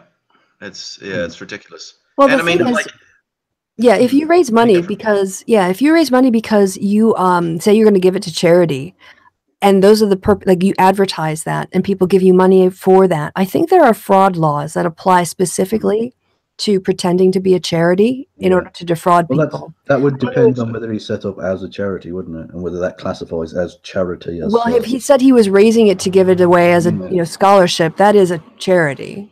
So I don't know who has standing, like what court, but that was something Donald Trump tended to do. He said, all of the there's a portion of every game of the Art of the Deal that's sold or whatever his stupid board game was that was going to go to charity. There's no proof that any of that money went to charity, and he could have been prosecuted for if he can't prove that he actually gave away the money he said he was going to. Yeah. So, but as usual, he'd have just settled out of court. He always does. Yeah, I mean, it really kind of exposes the hypocritical nature of the crying from the Gamergate people, and then all the kind of the leaders, the Mundane Matt, Sargon of Akkad, the Amazing Atheist. I remember watching a video about him, or a bunch of them about him complaining, Thunderfoot complaining about Anita, endlessly complaining about Anita Sarkeesian and her fraudulent, and she's a con artist and all this sort of shit. Where's the dozens of videos about Milo Yiannopoulos being a piece of shit? I mean, Bering said that he was in a hangout with Dusty. He said he was going to talk about, he was going to hold Trump's feet to the fire. He could do the same with Milo here, but that's going to go against their fucking stupid ass audiences who don't like that shit. That's a video anti-social media should do. Yes. Hey. So shout out to anti-social media. Yeah, I made a song for anti-social media the other day. It was fun. How does it go? It was 80s as fuck. Well, no, it was just because I don't know if I assume it's part of a video, but he found there's a band by a band that Richard Spencer is like Richard Spencer's favorite band. They're like the Depeche Mode or something like that. Yeah, I might have heard of them. Depeche Mode? That might be it. Yeah. Are you serious? And there's a song wait. Sorry. Do you really not know Depeche Mode? I hadn't. No. Okay. All right. That's okay. That's all right. Serious. Well, you're the guy who won't watch Rick and Morty. Yeah, but but to be fair, I fucking heard of it. I know the thing. No, I'd not really ever heard of them before. What are they? What's their most famous song? Don't you forget. No, that was. I know that song. No, that was that was not Depeche Mode. Depeche Mode was like what was it? The Jesus song? Da da da da da. Personal Jesus. Personal Jesus. Yeah, that's Depeche Mode. I knew the Marilyn Manson version of that. You probably recognize a lot of their songs as them once you've heard them and go, "Oh, that was Depeche Mode." Okay. Right, probably, yeah. So, I mean, I've probably heard some of their songs, but I don't, know. Anyway, beside the point. It was You're not as old as me. It's okay. Yeah, Enjoy the Silence. There you go. There's a song called Enjoy the Silence, and there's a line in it which goes like, words are very unnecessary. They will only cause harm or something like that. And yeah. So there's a song, and it's Richard I thought Kevin was favorite song, a favorite band. Kevin, sing for us. Words in silence. This is where your monotone can only do harm. This is where your monotone comes in handy. You were just complaining about it the other day, and the monotone there was perfect. Yeah. Your Delilah was absolutely fantastic. I'm just gonna say. Oh, that was I agree. Mental. I was so tired after that. That was so funny. I laughed my ass off. Because the thing is, I'm not like because you sat down, you don't realise that actually the thing you're trying to sing, you need a lot of air in your stomach, but your stomach's going left, right, and centre. So you're essentially doing sit-ups whilst trying to scream, which is not easy. That's not an easy thing to do. But anyway, so I was Why, Delilah? Yeah. So good. So there you go. Yeah. Well, so anyway, the point was that I got this. I think I showed you guys this the other day, but I have this, and it's got all these amazing synth things, and I can make these amazing 80s sounding synth noises and all this sort of stuff. And so I made an 80s song. It was really, really fun. That was for anti-social media. That was the point of that. You mentioned anti-social media, and I just derailed the conversation for 10 minutes. I want to hear a song with lyrics though about anti-social media. You have to make it up right now. A song about anti-social media. Yep. Oh wait, hold on. Anti-social media, not famous enough for Wikipedia. Yeah, you have to think of what rhymes with media first. Expedia. I was out of tune.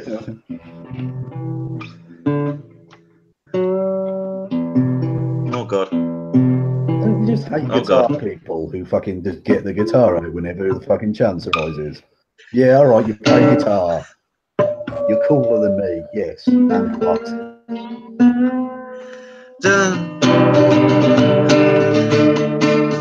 day is gonna be the day that we're gonna throw it back to you.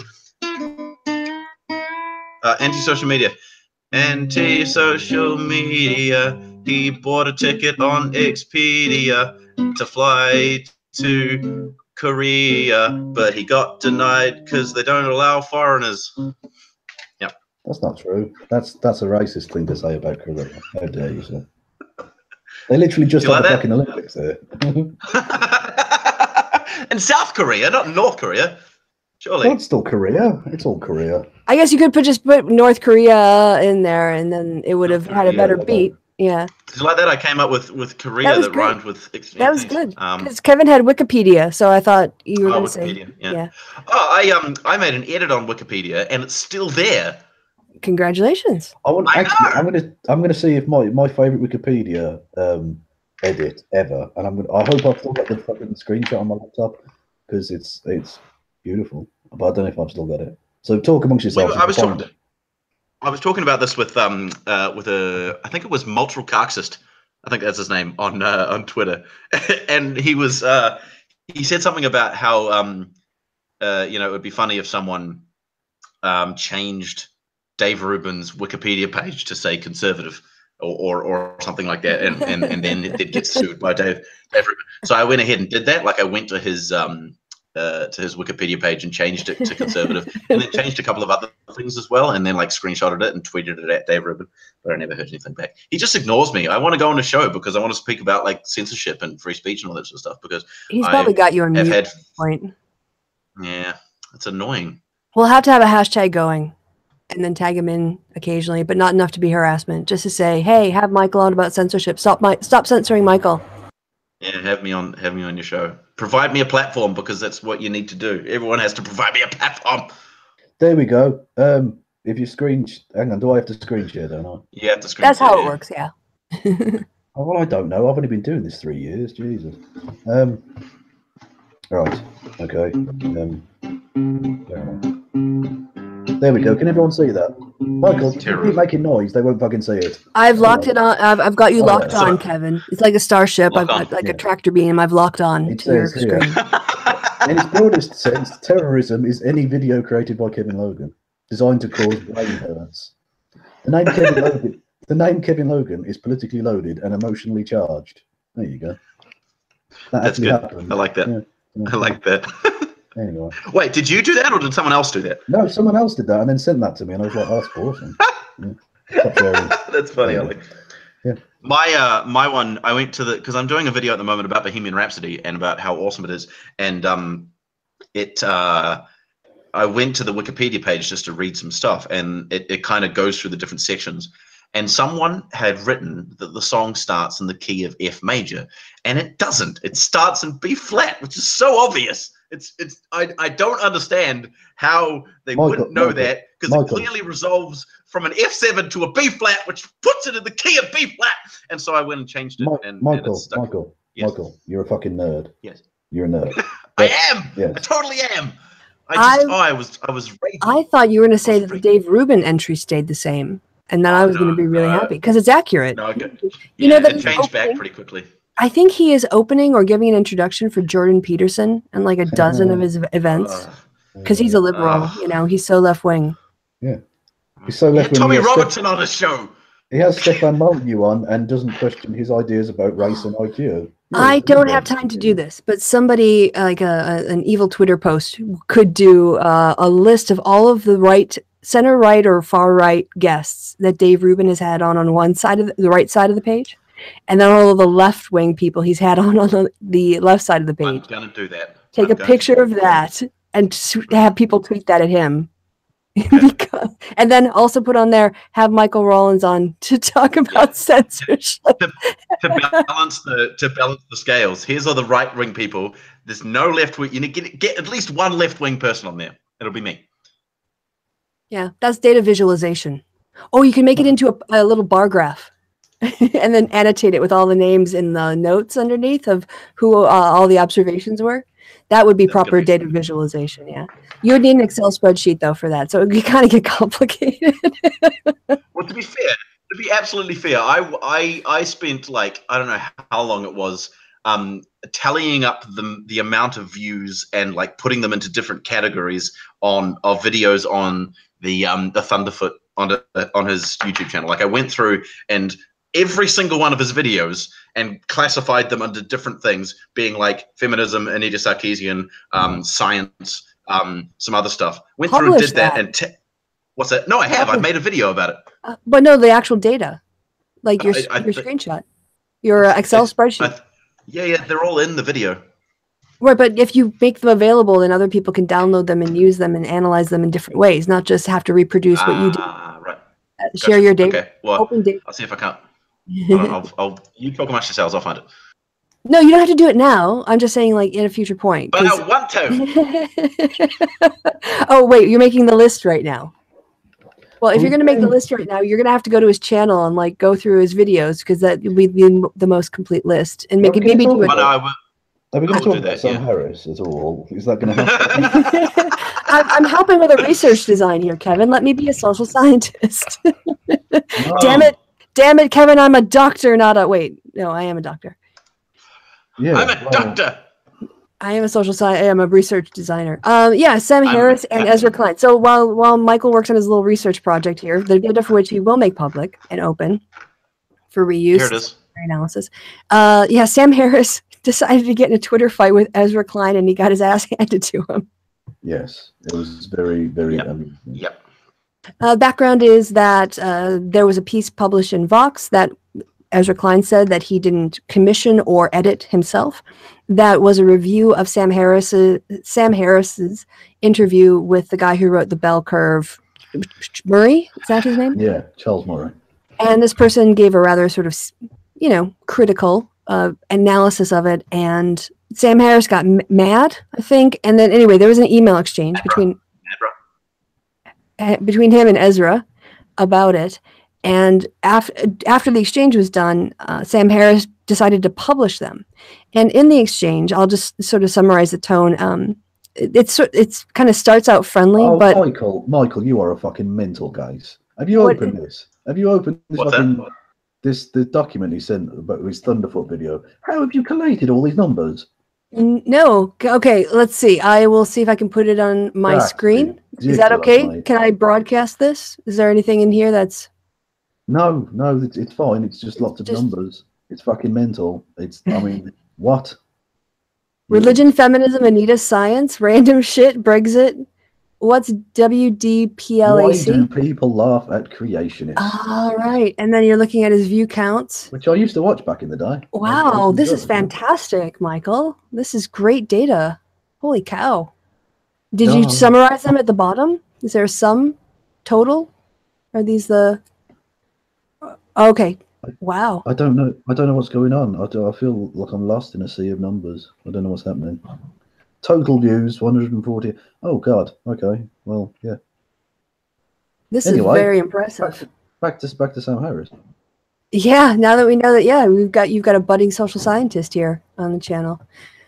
Sorry, did anybody see that? Because I just realized. Talking, and I realized my microphone was off.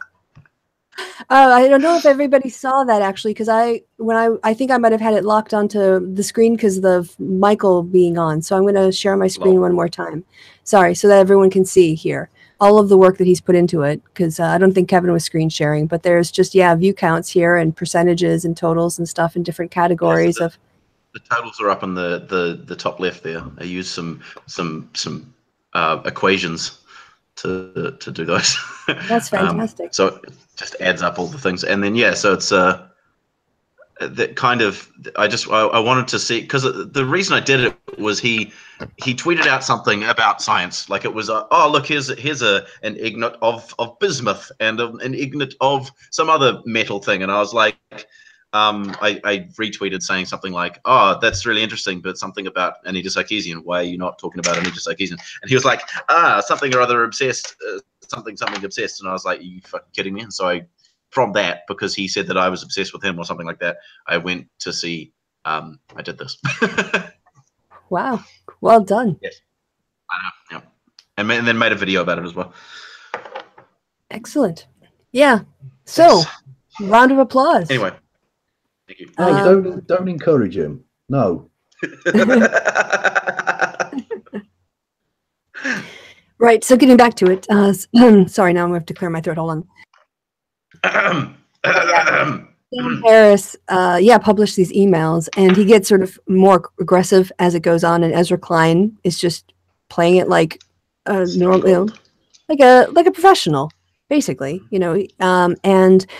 And Sam ended up publishing it, and then he got a lot of blowback from a lot of people, and had to do an addition to his initial post saying, I obviously this was a mistake because I thought my readers would be able to see Ezra Klein's gaslighting and his passive aggressive way of talking to me and how he spins this narrative, and basically sort of saying, why aren't you all as smart as I am to see how evil this guy is? He is. He thinks smart and rational. He thinks he's so clever. Whereas what you did was you gave a platform to a man who is a pseudoscientist and a racist.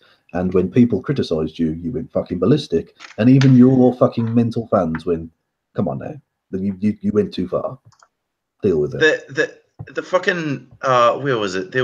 I looked at the tweet. Can you? Oh no, it was you sent it to me, Kristi. I'll get it. He summarizes the points that the guy makes as if they're not fucking abhorrent racist shit, right? Yeah, so the thing that he says, right? Exactly. The very first paragraph is him going, people criticize here it says here, blah blah blah, and just goes on and says basically he was correct in his pseudoscientific racist nonsense. Number 1, human general intelligence is a scientifically valid concept. Number 2, IQ tests do a pretty good job of measuring it. 3, a person's IQ is highly predictive of his/her success in life. 4, mean IQ differs across populations. Brackets, blacks are less than whites and less than Asians. Just casually there. And number 5, it isn't known to what degree differences in IQ are genetically determined, but it seems safe to say that the genes play a role, and also safe to say that the environment does too. It's education. You just blacks are better than whites, better or worse than what? What? And IQ tests don't measure intelligence very well at all. Yeah, no. And even if they did measure them, really, really well, we've only been measuring for about 40 years. We have no idea. That's like a drop in the ocean in terms of understanding something as core as intelligence, especially that is so socially influenced. Yeah, and the other thing too is Sam Harris is a scientist, so he should know the difference between a mean, a median, and a mode. The mean is the average. It's, what we normally would call the average in sort of normal day parlance. And the fact is, just because there are mean differences, that doesn't mean any one individual can be assumed to have a lower intelligence than any other one, because you're just taking the average. And all the average does is it's a starting point to make a guess. Because if you don't know anything about someone except if they're a man or woman, if you're asked to predict if a person, the sort of shadow, is pregnant, and you don't know, if you can't tell anything, you have absolutely no frame of reference.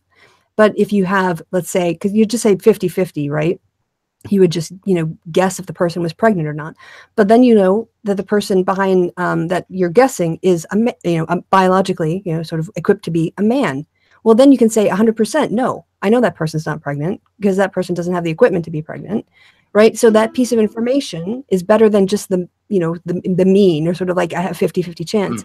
And when you say someone's got white people have a mean intelligence of X, that doesn't tell you anything about my intelligence. And Sam should know this as a scientist. So the way that he just puts whites higher than blacks, higher, and then or Asians and then whites and blacks, it's just like, no, that's not enough information. You are doing the job of the racist for them. Exactly. Yeah. I would point to the last 2 American presidents to refute the idea that blacks are inherently less intelligent than whites. Mm-hmm. Yeah, that's a completely valid observation.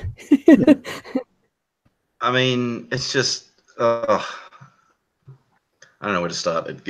Come on, Sam. Jeez. I mean, it should be pointed out that he thinks that, preliminary strikes against Muslims is a good idea. So, and like profiling is okay. That we should, we know what a terrorist looks like. We should just be able to profile people. He's a racist piece of garbage. There's no doubt. Yeah.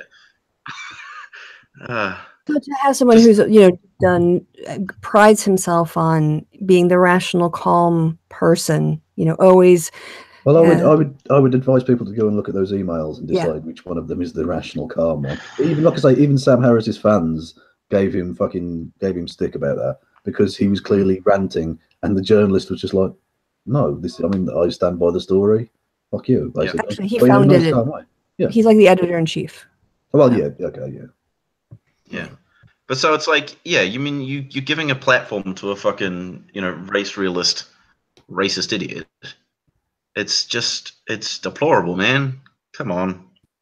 I've said enough about race realism.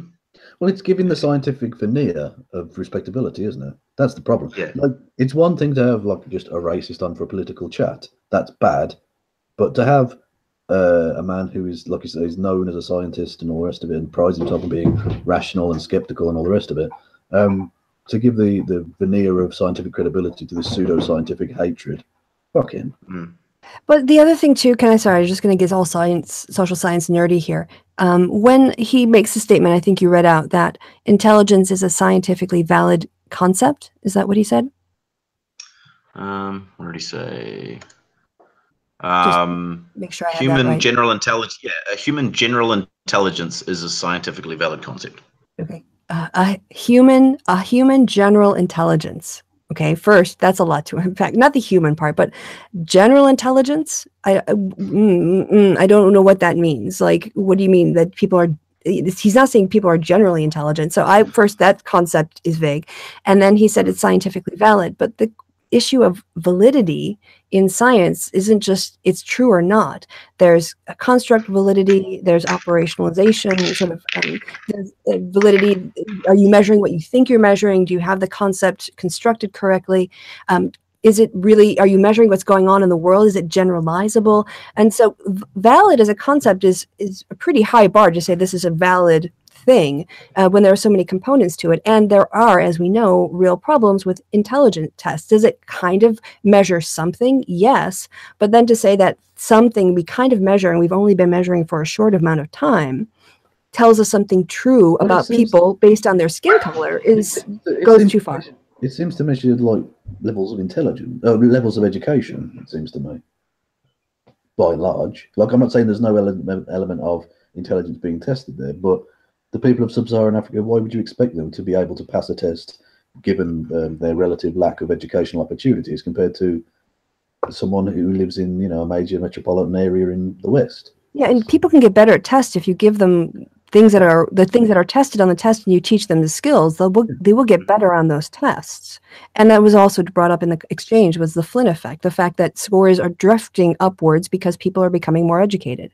Now, some of the differences remain, but we don't know, as we said, we don't live in a society where race isn't an issue. So race is very much an issue in the United States. The legacy of slavery. Exactly, yeah. Well, black people who live in essentially slums in major American cities. There's no doubt. There's no way other than describing it. Their educational opportunities, their access to learning, to advanced learning especially, is massively curtailed compared to someone who lives in the Hamptons. Right. Whereas, for instance, the white guys who came back from World War II were given the GI Bill, where they could go to university and get a house, and it was the birth of the middle class as we think of it now. Well, I would advise people to go and check ContraPoint's video on the Freddie Gray riots in Baltimore. It's fucking brilliant. It explains about concepts of red zoning, where basically black people were kept in low status housing and they couldn't essentially climb the social ladder. They were kept there via all kinds of legal loopholes to get around the equal. Remarkable. And of course, when people say, "Oh, it's the ridiculous example of saying, oh, it's a post-racial America." The President of the United States, as it currently stands, has twice been sued by the federal government for racist lending practices in his buildings. That's the current President of the United States. This is not something that ended, well, it's not something that has ended. It's certainly not something, like they say, oh, slavery ended 150 years ago. And Jim Crow didn't. Red zoning didn't. Police shooting fucking innocent people 20 times in their garden for holding a fucking cell phone didn't. The idea, like, there's a Shauna Jen video as well about a roaming millennial video in which she talks about racism, and he kind of goes through her points about racism and how it doesn't exist anymore, or institutional racism anyway. And there's the idea that somehow after hundreds of years of subordination and slavery and marginalization and all that sort of stuff, actively from the white ruling class in America to the abolishment of that, but then Jim Crow laws and all that sort of business, the idea that can all somehow just disappear, that's not going to be ingrained in the institutions that the country is built upon. The idea that stuff just kind of goes away and now there's no racism is just like, you kidding me? Exactly. Just look at the prison populations. Black men are overwhelmingly over convicted, and well, you know what I mean. Like, they're convicted more often, and they're sentenced to harsher penalties because of it. Well, 2 points on that. We'll go into your possibility of gaining better employment and better higher education, because if you go to prison, colleges generally won't go near you, and employers don't want to go near you. I think it was John Oliver who recently, or maybe it was Samantha Bee. I can't remember. Maybe it was Sam Bee. They're very similar. Well, it was the topics they covered. But the topic was the fact that it's actually not cops who decide who gets, to go through the judicial process. That is like the prosecuting attorney, whatever level, that is at the local level. And if you look at those stats, because cops are becoming more racially diverse in terms of who are police, but who decides which charges go forward and also what penalties are asked for are these prosecuting attorneys. And it's like 90+% white guys across America. And I'm guessing it would be largely overrepresented in people who live in, frankly, racist gated communities as well. Well, I mean, I can't speak to that. All I know is that when you look at I would think it would be, because it's a clerical job, and those people tend to live in those, be more disproportionately live in those kind of environments where they don't even mix with black people. Right, but we see that there is a sort of ability to have empathy for somebody. These, of people who can have empathy for someone of their own race, but they don't have, or ethnic background, but for others. For instance, they're comparing on Twitter today. Who's got Tic Tacs? Is that you, Michael? Oh, I can hear him. So I've got this little container with money in it, and I'm turning the money around. Oh, okay, we can all hear it. It's great. Well, Michael, fucking stop it. noise, always in your background. There's got to be some kind of noise. Dogs barking, birds chirping. Fingers doing stuff. They've got to be Mum's doing making coffee. But yeah, no, I'm in a new house. Did you catch that? The fact that I'm not living at my parents' house anymore. Yeah, I did see the different background. Where are you then? Yeah, I'm living with a friend of mine. Her name's Rachel, and she's really cool. And she broke up with her boyfriend because he was a manipulative, narcissistic asshole. And I've moved in here to help her with paying rent and stuff like that. Oh, and she's got an Xbox One, so I play that, and I cook dinner all the time because it's really fun. That's right, I'm the friggin' NB of the house, and it's really nice, and that's why there's a dog here that's not mine, and the cat as well. Which you saw the cat? It's not here anymore. I'm gonna miss jokingly, verbally abusing your mother. That's it's always fun. Right, anyway, continue. Sorry. If Rachel wants to appear on screen, I'll happily verbally abuse her instead. I mean, she's at work at the moment because she's actually a productive member of society. Yeah. Fucking loser. I know. All right, so back to my story. Right, so on Twitter right now, that people are comparing. You're so Germanic. Enough with the laughter. Now yes. My story. Let's talking about serious things. Right. So back to serious things. People on Twitter are comparing the two ways that these sort of DAs or prosecuting attorneys dealt with it. There was a woman in Texas, black woman, who was just sentenced to 5 years in prison for voting while she was on probation, not realizing that she couldn't vote when she was still on probation. She had to finish her probation before she could vote. And a woman who voted in her mother's name, she voted twice, once for herself and once under her mother's name because she really wanted Trump to win. And the DA decided out of compassion not to pursue charges. And she was white. Fuck that. Just fuck that, man. Ugh. It's like the comparison between black violence cases, a black dude doing something or other and and someone like you know, the fucking asshole who raped that girl behind the dumpster, whatever his name was, and he gets 6 months, Brock Turner. 3 months. Yeah, Brock Turner. He gets like 3 months or whatever, and you know, but some black guy who did marijuana once gets 25 years or something stupid. You know, it happens all the fucking time. Well, and the three strikes and you're out rule. You can essentially steal 3 individual packets of biscuits from a shop, and you go to prison for 20 fucking years. Ridiculous. Wow. And that's also only in certain states, but it does apply, and it disproportionately affects black people. Yeah.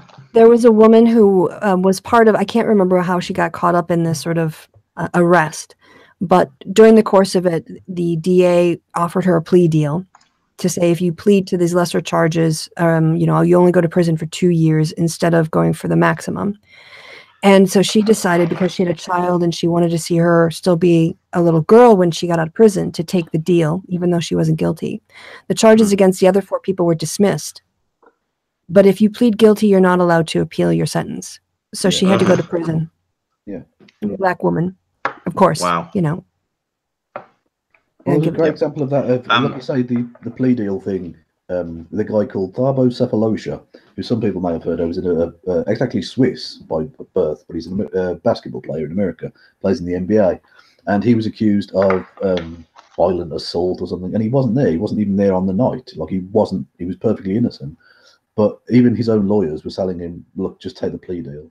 Just take the plea deal. And he said no. But thankfully, obviously, being an NBA player, he had millions of dollars to spend on lawyers to get him off the case. But even then, even like rich, famous black people are told, just take the plea deal.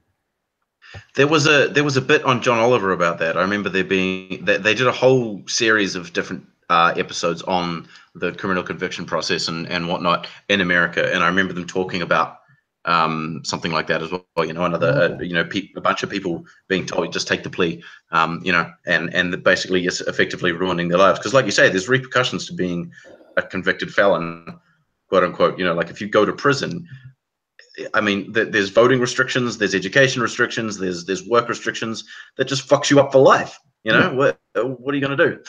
You know, and all because of. And America, the really cancerous part of all of this is it's an industry in America because of the private prisons. They literally want to keep recycling. Basically, they have a financial incentive to ensure recidivism all the time. And so they don't offer anyone any help, any training. There's no element of rehabilitation in any of the process. It's literally allow them to become gangbangers. Perfectly innocent people would have gone in there and come out criminals, because you spend 2, 3, 5, 10 years around other criminals. You turn into a criminal. That's what happens. On the topic of Asians being more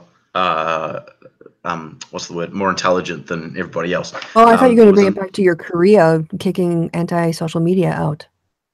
No. I actually wanted to bring up an actual point, because so again, this is from a Sean and Jen video, and this is something I never would have thought of. The guy's a fucking genius. But it was a video about, again, it was the Roman millennial video, right? And she talked about how, you know, the rates of Asians, you know, like being in like upper class areas and having better education and the statistics on that stuff in America. So, you know, and obviously there's that stereotype of, you know, Asians being the smart ones there, because, you know, there's stereotypes for a reason. Anyway, the point was that he looked at the statistics surrounding the Asian population in America, and found that during the early 20th century, there were heavy restrictions on immigration from Asian countries, right? So there were these huge restrictions. So basically the immigration from those countries dropped to next to nothing. And so the Asian population of America either probably stagnated or was very, you know, whatever. But then after a certain period of time, those restrictions were lifted, and a bunch of people from those countries immigrated to the States. Now the question is, who are the sort of people who were going to immigrate to a different country, especially from somewhere far away like China or Japan or whatever, to get to the States? That's going to cost you a lot of money. You're going to have to be pretty financially sound anyway. So you're going to be getting people who are immigrated to the country who are already financially sound, have a lot of money, have a decent education, all that sort of stuff, and can afford to have their kids get into higher education and all that sort of stuff. And so that results in a population of people who, you know, are quote unquote better than the native population, and it's not because of any inherent gene or whatever that makes you smarter and better at earning money or whatever. It's because of the process. It's self-select. Yeah, exactly. What annoys me about all of this is that, and this is going to sound sort of unscientific in a sense, but it's just a hunch I have, and a pretty fucking strong hunch, is that whenever these people go on about having higher IQs in this group or that group, it's just to prop up a really pathetically weak ego. There's sad, pathetic people who need to believe that because they're white, they're better, or because they're Asian, they're better. Bollocks. Yeah. And it is a case that we know that, or just sort of on a sociological point, if you have gone to university and completed university, your child is really a lot more likely to go to university than somebody who's never gone. Yeah. Because like you prepare your child for what that's going to be like, and you set them up to take the tests and to think about going to university as an expectation, not just a simple mathematical issue that you're likely to earn more money and therefore be able to afford to send your kids to college in a way that if you live in Compton, you probably can't. Yeah. And like, well, I mean, I don't know how it works in the States. Like, well, I know that from watching TV and stuff, you know, the idea that the parents help you pay for college is sort of a thing, right? Do you get student loans in the States, or what's the deal there? It's really quite expensive. You end up going sort of at least tens of thousands of dollars, if not, you know, if you go medical degrees or really expensive law schools. There are some financial aid programs, but I think a lot of students whose parents haven't, you know, earned six-figure salaries that allowed them to put money away to pay for 4 years of college and room and board and books and food and clothing for that whole time is federally subsidized loans. And in that case, the federal government pays the interest while you're in school. So it's just the amount you borrow. So if you borrow $4,500 at the start, you come out with $4,500 at the end. And but of course, you know, that's how I basically had to choose between a house and my PhD. And I was also in the U.S. Or I'm sorry, I was in the U.S. So I did some teaching, but I think they have slightly more generous grants. And I've heard that people haven't had to go that far in debt, but certainly a lot of undergraduates incur a lot of debt, and master's students as well. And then you invaded my country, and then Germany. And I came and paid international tuition rates for 5 years, or 4 years. Yeah, but you had to live in Essex, which is just that was a punishment. No. That's right. No, it was there in Colchester. And Wivenhoe, I lived there a lot. It was lovely. No, it wasn't. No, it was. My little village life with a local little church. It hasn't been worth anything since the Romans had it as the capital. They burned it down. Yeah, exactly. It was. And then Marconi set up his fucking factory there as well. That's right. I want to tell a story. I want to tell a story about living in Wivenhoe. Oh, sorry, Michael. Sorry. I lived on the street, and at the end of the street was a very small sort of C of E church, and with a small graveyard. It was all Church of England, by the way. Yeah, and every Wednesday night they would have practicing the church bell ringing, campanology or whatever it's called, and they just sucked. They never got better. I lived on Alma Street for 4 years, and every year they fucking sucked. I don't know if they brought tourists in to do it, but this on Sundays the bells would ring, ding ding da ding ding ding, ding ding da ding ding ding. Wednesday nights they would go ding ding da ding ding, ding ding ding da ding ding. On Saturday, they just hooked up a fucking YouTube video with campanology through the speakers. Fuck it. Because it was too good. I have no idea what you guys are talking about. Bell ringing. Bell ringing. Is that not a thing in New Zealand? Like, do people actually ring the bells? Yeah, real people ring real bells. And poorly. Really poorly. Machines that do it. It's like almost a kind of sport in a way.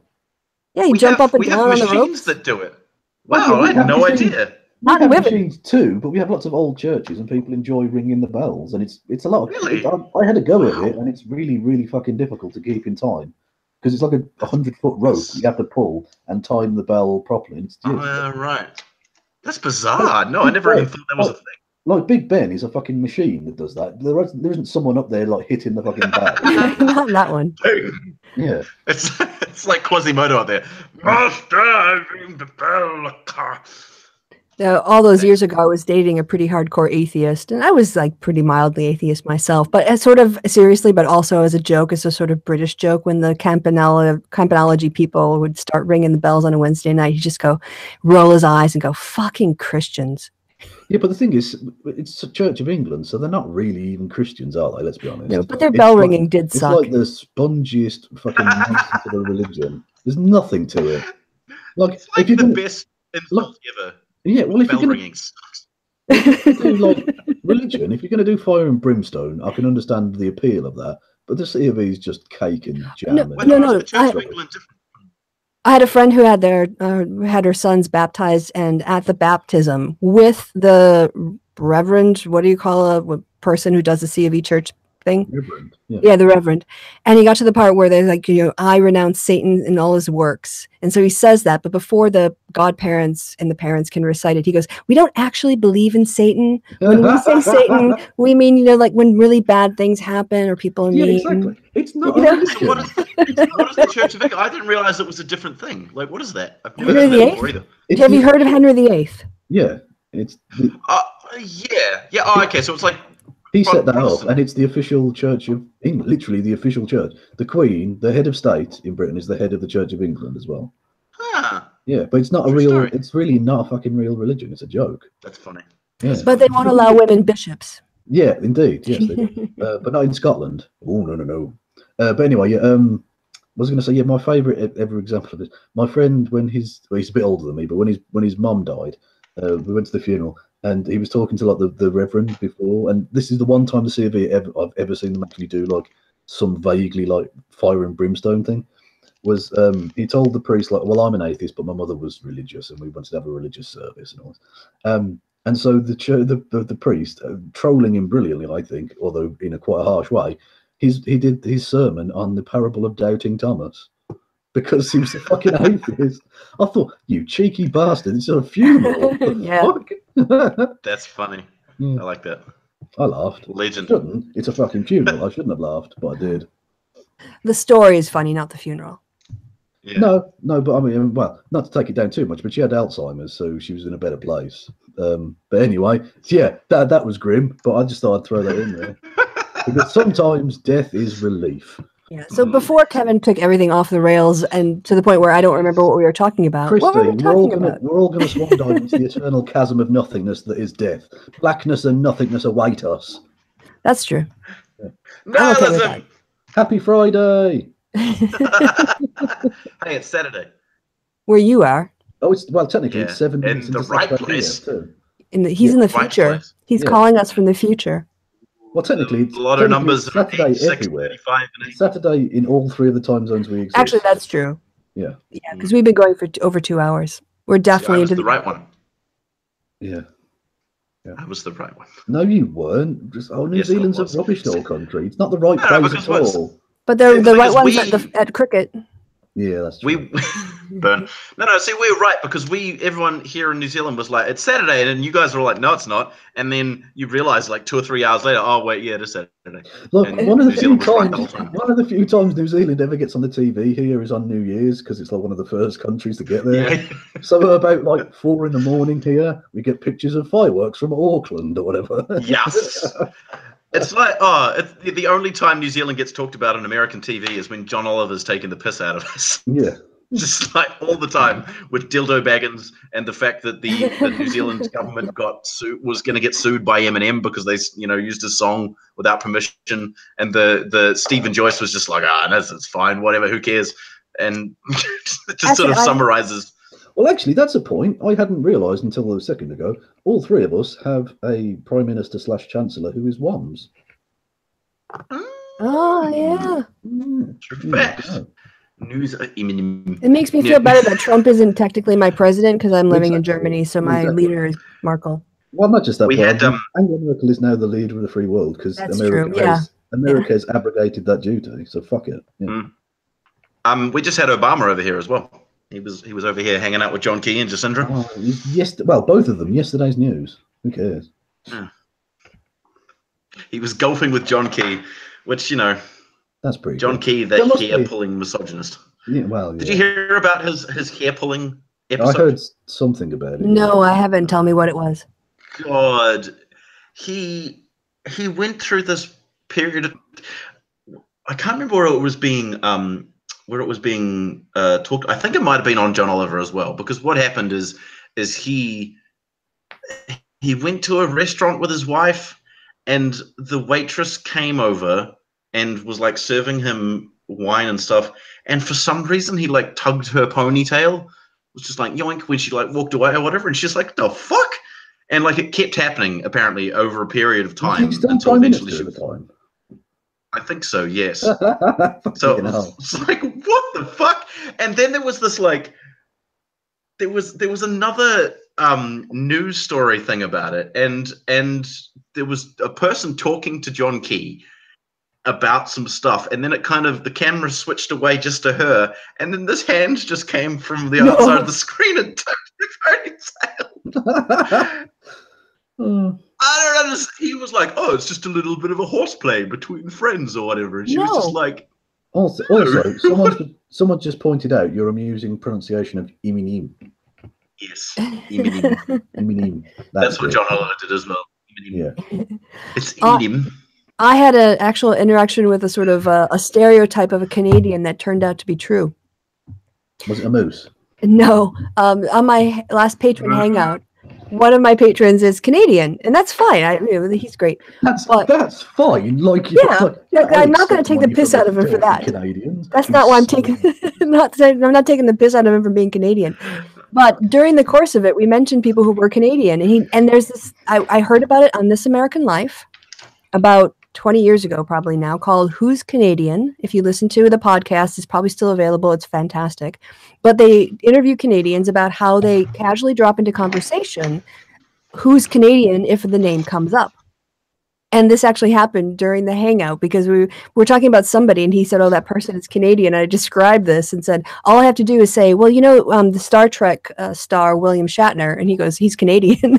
Like you just did what I'm going to describe. You're going to do that. You doing that thing, you know? So it was it was a real sort of like, wow, this actually happens. Canadians, if they have they have a sixth sense, like they just pick up from some unknown media who are the famous Canadians, sports players, movie stars, singers, and that way, whenever they're in conversation, they'll casually know who's Canadian. That guy from The Notebook, whatever his name is, Ryan Gosling. Yep, I'm sure he's Canadian. Yeah, he came up. He's Canadian. Wayne Yep, he's Canadian. Of course, yeah. Celine Dion, Mike Myers, Dana Carvey, Justin Bieber. Yeah. I think John Candy too. Yes, I think he is Canadian. John Candy. I'm sure he was doing comedy with Rick Moranis. He was doing comedy with. Wait, hold up. Did you just say Rick Moranis? Oh yeah, I did. That's even better than Iminim. That's genius. I'm tired. It's like 1 in the morning. Rick Moranis. Give me more anus. You want less anus, would you? Yeah, of course not. You want more of it. I mean, you got less of it, then you're just going to get constipated. Exactly. Someone in the chat just said Aussie is Cockney and Kiwi is Essex. That's how you tell the difference. I can really tell the difference between. It's not that difficult to tell the difference between New Zealand and Australian accents. Well, yeah, because you're from there. I assure you, no one outside of those places can. Let me give you an example. Let's play a game of, is it Kiwi or is it Aussie? Well, yeah, but it's going to be your voice or not your voice, so it's going to be really obvious. No, I was going to put on a Kiwi accent, because I got asked the other day if I'm American. I was like, what? No. Hang on, in New Zealand. Yes, a New Zealand person asked me if I was American. Oh, that's ridiculous. Well, they should lose their fucking passport. Oh, okay. Well, first, occasionally, when you say American, that's what gives it away. It's the, but Tim sometimes sounds incredibly American. Like it's sometimes very difficult for me to hear Tim's accent as from New Zealand. There's a thing that happens down south. Like when you go further down south, they roll their R's really hard. And when I first heard people from down in the South Island of New Zealand, I thought they were American. It was really bizarre. I was like, huh. That's really odd. They say like "wark," which is weird. I don't know. It's something to do with inbreeding. Something. Yeah, probably. Inbreeding. It's all that inbreeding. Yeah. I was down in Queenstown recently with some of my extended family, and one of their daughters came in. And she's like, "I'm off to work today," and I was like, "What the fuck are you saying?" She's like, "I'm off to work." I was like, "Oh, you mean work?" You're off to work. Well, I'm going to work. You're going all the way to England. Jesus. Yes. Wow. Well, I didn't know that world had 3 syllables in it until I heard a Scottish person pronounce World. World. World. Well, Essex. Essex. Though they get an R into words that, like, there's a place called South End, which becomes South End. There's an R in there somehow. What? South End. South End. What? Well, that's a very, I don't know, I think that's just British, isn't it? Well, maybe it's more London, but like to say America, you know, to say very easy. Right, but you know, putting an R at the end of an A vowel, like America, that's quite British. Well, that's more West Country, yeah. Actually, there are some people who live in, like, there's some weird little rural community in Pennsylvania or somewhere where they had loads of people from the West Country of England who do speak like pirates, basically, and they still kind of have the accent because they've been so insular. I saw a documentary on it. There was like a little community of about 100 of them. Of pirates. Basically, yes, pirates in rural Pennsylvania. Yeah. Perfectly natural. Shiver me timbers. Welcome to the community, lad. Can I take your coat? Would you like a bottle of a shot of rum, me lad? Oi. Right, so can you do a pirate in an Australian accent and, like, I don't know, the Aussie or the New Zealand accent in a different... You didn't even do the Australian-New Zealand thing. Because you guys started talking about some other shit. So you have to do them in, like, 2 fake voices, otherwise we'll know which one's which by which one's your voice and which one's your fake voice. Exactly. Okay. No, Australian. Don't close your face. Oh, that's ridiculous. Yeah, we can still see you're talking. Knob. Bloody knob end. Okay. Fucking spanner.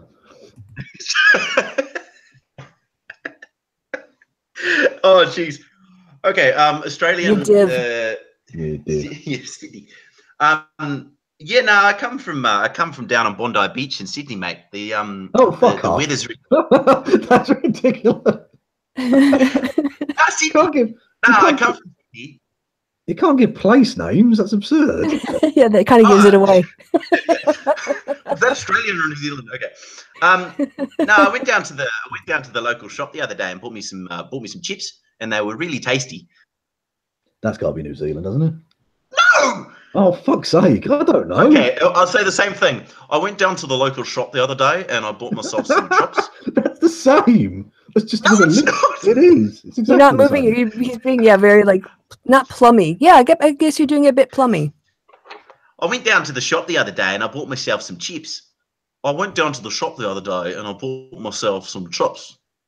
That's genius. They're 2 completely different things. They're not. That sounds like you have cotton in your mouth. Other than the pitch, the Australians were like setting off fucking car alarms and dogs were barking. But other than that, the Kiwis were... New Zealand tends to like not move their mouth very much. It's very kind of, there's a lot of slur between the words, and there's kind of this, instead of pronouncing an I like a E sound, it's a sound. So you say thus, and thus is what's going to happen. Yeah, the lisp kind of is it's New Zealand. It's New Zealand, not New Zealand. For me, it's vowel sounds. Yeah, like the Australian vowels A and E are harsher than New Zealand's. Also, mate, bloody. Was it the Australian questioning inflection or whatever it's called? Where basically Australians, they go up at the end of every sentence to make it sound like it's a question. I despise that. You're right, mate. You're right, mate. Well, actually, that is a question. Sorry, that's a bad example. That is a question. I went down to the shop the other day, mate. Yeah, exactly. Mate. It's just it's so annoying. I mean, I know. Welcome to Australia. Australia. Do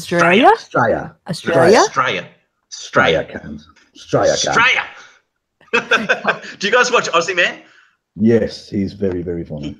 He's fucking brilliant. He's so, oh my God, he's just the best. That thing, did you see the one with the penguin that was being indecisive? That I was in stitches. I was literally crying. The one where they're trying to get over the rope? No. There was one about a week ago, and there's like a baby penguin, and like the other penguins in front of him trying to dive into the water, and he's sort of indecisive, and he goes up to the edge and then walks back again. And the narrative he spins is so funny and stupid. I know. He always comes up with all names with them and stuff. Girl. What's that? The penguin starts having an argument with the little girl, and he's going, "Now fuck off, mate. I'll do it. I'm gonna die. I'm gonna do it." Yeah. And he calls it. He gives them all names and stuff like Shirley and Devo. Devo. And Shirley's up to the pub. Classic. And actually, classic politics Aussie. aren't bad as well. The odd time he's talked about politics, he's been quite progressive. Yeah, he's a top-notch dude. Have you seen the one with the British extreme biscuit dunking? Yeah, bungee jumping, biscuit dunking, genius. Yes, it's like the most British thing ever. Yeah. And he dunks the Mickey. Fuck yes, Devo. Fuck yes. Smashed it.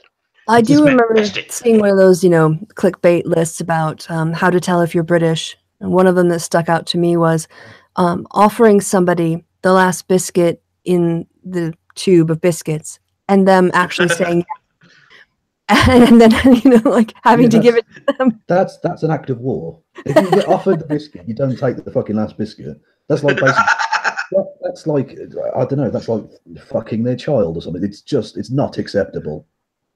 Social faux pas. Yeah, and how you have to react as a British person is just so then you're British. Yeah, fair enough. No way. Yeah, that's fine. That's fine. Like, oh my gosh, I offered them and they actually said yes. Now what do I have to give it to them? But I don't know if I'm a bit more crass, but I'd go, behave yourself. Fuck off now. That's my biscuit, you cunt. What are you doing? Be nice, be polite, say no. Get out of my fucking house, you piece of garbage. Go on. You come to my house on the day of my daughter's wedding and I'll offer you a biscuit and you fucking accept it, you bastard! Yeah. That was actually not bad. But Kevin would call it racist. Yeah. Kevin can fuck right off, can't he? Get the fuck back out of here, you fucking English bastard. Have you been watching Trainspotting again? I've never seen that movie. Oh, you should. Oh, you could understand it. It's a great movie. Yeah. You wouldn't need the subtitles. I can understand it. There's a great bit in one of the Aussie Man ones, the panda one, and he says because there's these baby pandas, right, and they're in a zoo, and they're trying to just get away from the keepers, and there's like a ledge. You know when you go to the zoo and there's like it's an open thing, and so there's like the fence thing here, and then it's a ditch. Yeah, so yeah, I've seen that. I didn't know you did it. I love that. Yeah. Oh, you've seen that one, the panda one. Yeah, but go on and describe it, and people, should go find it, and tell them where to find it because it's hilarious. Just Aussie. Just type in Aussie Man pandas, and it's Aussie as an OZZY. So Aussie Man pandas. Yeah. It's not what. What's that? AUSSIE. No. He spells it OZZY. Aussie. Are you sure? I'm going to have to check. I'm sorry. Go and look it up. Aussie Man. Anyway, Aussie Man, and so he's talking about because one of the pandas is trying to get away from the innkeeper, and he's like, this panda's trying to get. See, I told you. I know Aussie Man. I'm a real Aussie Man fan. # real Aussie Man fan. Yes. Gauntlet thrown down, challenge accepted, and enemy defeated. All I can say now is Rick and Morty, clearly a toxic fan base, Aussie Man. So finish him. Wait, come here.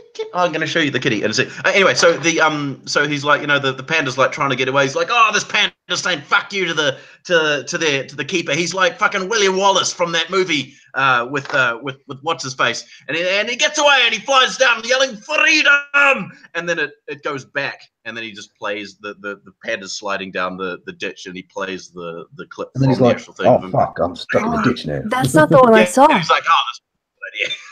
That's not the one I saw. The one I saw was like an Essex subtitling of it with two guys one guy trying to convince his friend to get in the cab, and the other guy the panda was like the drunk friend going, get off me, I want to go back for another, and the taxi rank is really long, and he's like sort of being the drunk friend who falls over and says, come on. So yeah, that's the one I've seen. Lock Michael's screen so we can see the pussycats. Hello? He had his sound off, so. Yeah, but lock the screen so we can see the cat. Yeah, I did. Hey, Michael, This is say Alfie. something. You were muted again. Am I muted still? No, you're not muted. This is Alfie. Hello, Alfie. He's my favorite keto ever. He's so cute. He's really kind of stocky because Rachel said that he still had his manhood for like a year of his life, and so he's a really stocky butch kind of cat. But he like him and Chai down here often kind of play fight, and Chai like grooms him by just like putting she just goes like she like puts her mouth over his face and like goes and then like, oh no, he's gone. In you go. Bye Keto. And then Chai and him, they're gonna play now. They like Chai just like jumps on him and he's just like, get away. He does that thing where they like put their hand up in the air and they go, yeah. It's really cute. Now Chai's sniffing his butt. Oh, speaking of cats punching people or cats punching things, did you guys see the Creationist Cat? Why it's okay to punch Nazi pugs video? Yes, that was that was very good. I didn't. I mean to watch that. Sometimes I envy Vadim his choice or the content he gets to work with as a slave of Creationist Cat, because if he has to do the research for that, then he gets to spend hours on YouTube looking up cat videos where cats are like defending themselves and chasing other animals off and punching them in the face, and that just sounds so much more fun than watching Sargon. Oh my god, yeah, that's kind of why I've decided to kind of move away from that stuff a little bit. I mean, I still kind of have to with the feminist myth thing, but doing more kind of research in a broader sense, not just focusing on fucking shitlords on YouTube. It's a your little channel better. should be all of you, not just a part of you. Yeah. If you do other things, then the drama just becomes like something amusing to talk with your friends about, as opposed to something that takes up too much of your life. So I'm gonna drop out. You two obviously can carry on if you wish, but it's late and it's later for me. If I'm so ill, I feel like I'm dead. And I found a fucking grey hair in my beard today. I might as well be dead. Oh, Kevin. I found the grey hairs in my head when I was 16. I remember pulling out grey. How old are you now? I'm turning 30 this year. Oh, you're slightly younger than me then. Okay. Only by like a few months, but yeah.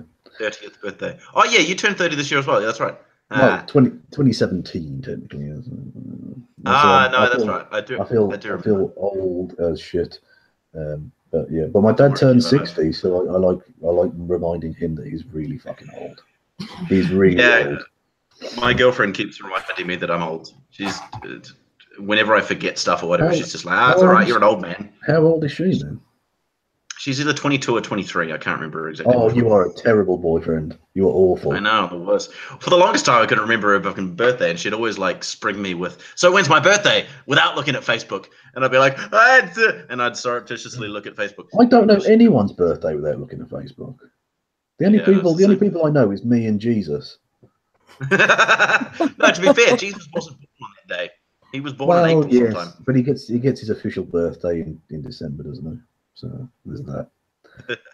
Yeah, and the stories themselves aren't really reliable to decipher the birth date. Oh, fucking hell! I was having a little bit of like whimsy, and you tore me to pieces. Jesus! Surely you know the Queen's birthday. No, I don't give a fuck. I pay for her already. I don't have to fucking take an interest. Jesus! But it's like a holiday, isn't it? Do you guys have a Queen's birthday holiday? Kevin has to get her a present. Really? We have a Queen's birthday weekend here in New Zealand. That's because you're like a really beta nation that takes it you fucking country the other side of the world and you still beg and grovel. You fucking sicken me. Whatever. If the whole British people kick her out, she can go be Queen of New Zealand. Oh yeah, please take her. She's fucking expensive and useless. She's expensive and useless. It's ridiculous. Did you guys see my new tattoo? Yes, I did. Yeah. Did you want to show it off? Yeah. Yeah. And I also saw that little bit of shit next to Australia. What was going on with that? What was that? It's actually a Maori rendition of what New Zealand is. So New Zealand was, if the myth surrounding New Zealand and the way that it was conceived, I suppose. Maui, if you've watched Moana, is a demigod, right? And he went fishing with his brothers in a canoe in a waka, and they fished up a big, huge fish, and then Maui jumped off, and his brothers jumped off onto the fish, and they stabbed it a whole bunch to try and kill it, and so all these wounds and stuff rose up, and those are all the mountains over the North Island, and then the South Island is the Waka. Well, all I know is that there was an ancient Maori god called Ranganui, who was the god of the sky and the sea. Because I did the research for a video where I took the piss out of a hardcore Christian, where he was basically saying, it was a video I did it was one of the very first I ever did, and it was called Undeniable Proof of God. And basically he was this fucking British idiot, like pointing at the sky. Literally, it was just the camera shot of the sky. And he was going, look at all this beauty, it's a sign of God. And instead, obviously he meant the Christian God, but every time he said that, it would cut back to me, and I'd say, yes, Allah be praised, or whatever. And it was a different God each time. So I purposely didn't mention the God he was talking about. So I like that. Funny. I like that. So, you guys see the tattoo or not? You keep getting distracted. Yeah, now people are trying to be like, she just wants him to get his shirt off. No, I've seen the tattoo already, like a picture of it, so. Look at that. Oh, that is impressive. Sweet, right? How long did it take? You can't 7 hours. Oh, we can. What fucking sorcery is this? Like, it wasn't. What? You can hear without your earphones. It's what? Oh, you unplugged it. Okay, there you go. Yeah, it was all right. Like the initial thing of it was fine. But then, like, he went over some lines again, like, afterwards. So, like, he had, like, for another, like, I don't know, hour or so, where he kept going, it's fine, mate, we're nearly done. He was going over the other lines, and it was so motherfucking painful. Oh, God. Someone just said in the chat, another great one, did he just say feminist myth? Which, that's feminist myth, mate. Feminist myth. Anyway, 10 minutes ago, I said I was going, so I'm now definitely going. Out of here. All right. Get out of here. What do you want to do, Michael? Should we wrap it up and have a chat a little bit off air before we wrap it up? Yeah, do we have anything else we want to talk about on the air? Okay. We covered the 3 stories. Bye. Okay, bye, Kevin. Bye. Wait. Say good night to all the peoples, Kev. You have to do the proper outro, otherwise I can't do the outro. Well, then I have to go off air. No, just do the line, and then I'll say whatever you said to say. Oh, okay, yeah.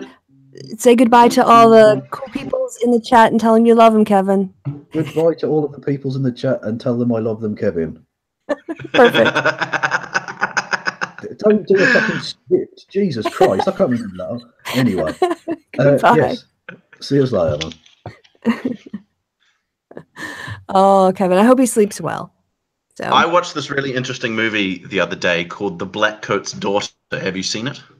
All you need is like the spliff, and then you would be doing the whole look there. That thing. Have you seen the Blackcoat's Daughter? And no. That's what's that? The way the cookie crumbles. It was a very interesting movie. It's, I suppose, ostensibly a horror movie. It's got this interesting kind of timeline thing going on, where you're never quite sure whereabouts in time you are, which is kind of confusing. But then when you get to the end, you kind of get it. But it's about this girl. These 2 girls are at like a girls' boarding school, and it's closing down for the winter. And they both get left there by their parents. Like, their parents don't turn up, and so they're both there. And then all this shit goes down, and then. And by shit, I mean people start getting murdered, but it's a little bit more subtle than that. It's very much a slow burn. The whole movie. Okay. There's a lot of It's I really enjoyed it. I thought was it on Netflix or something? I don't know. It might be on American Netflix or German Netflix. I don't know. It's not on. I totally legally paid for it. Oh, okay. Watched it. I mean, hypothetically, if you watched it, you would have hypothetically done that.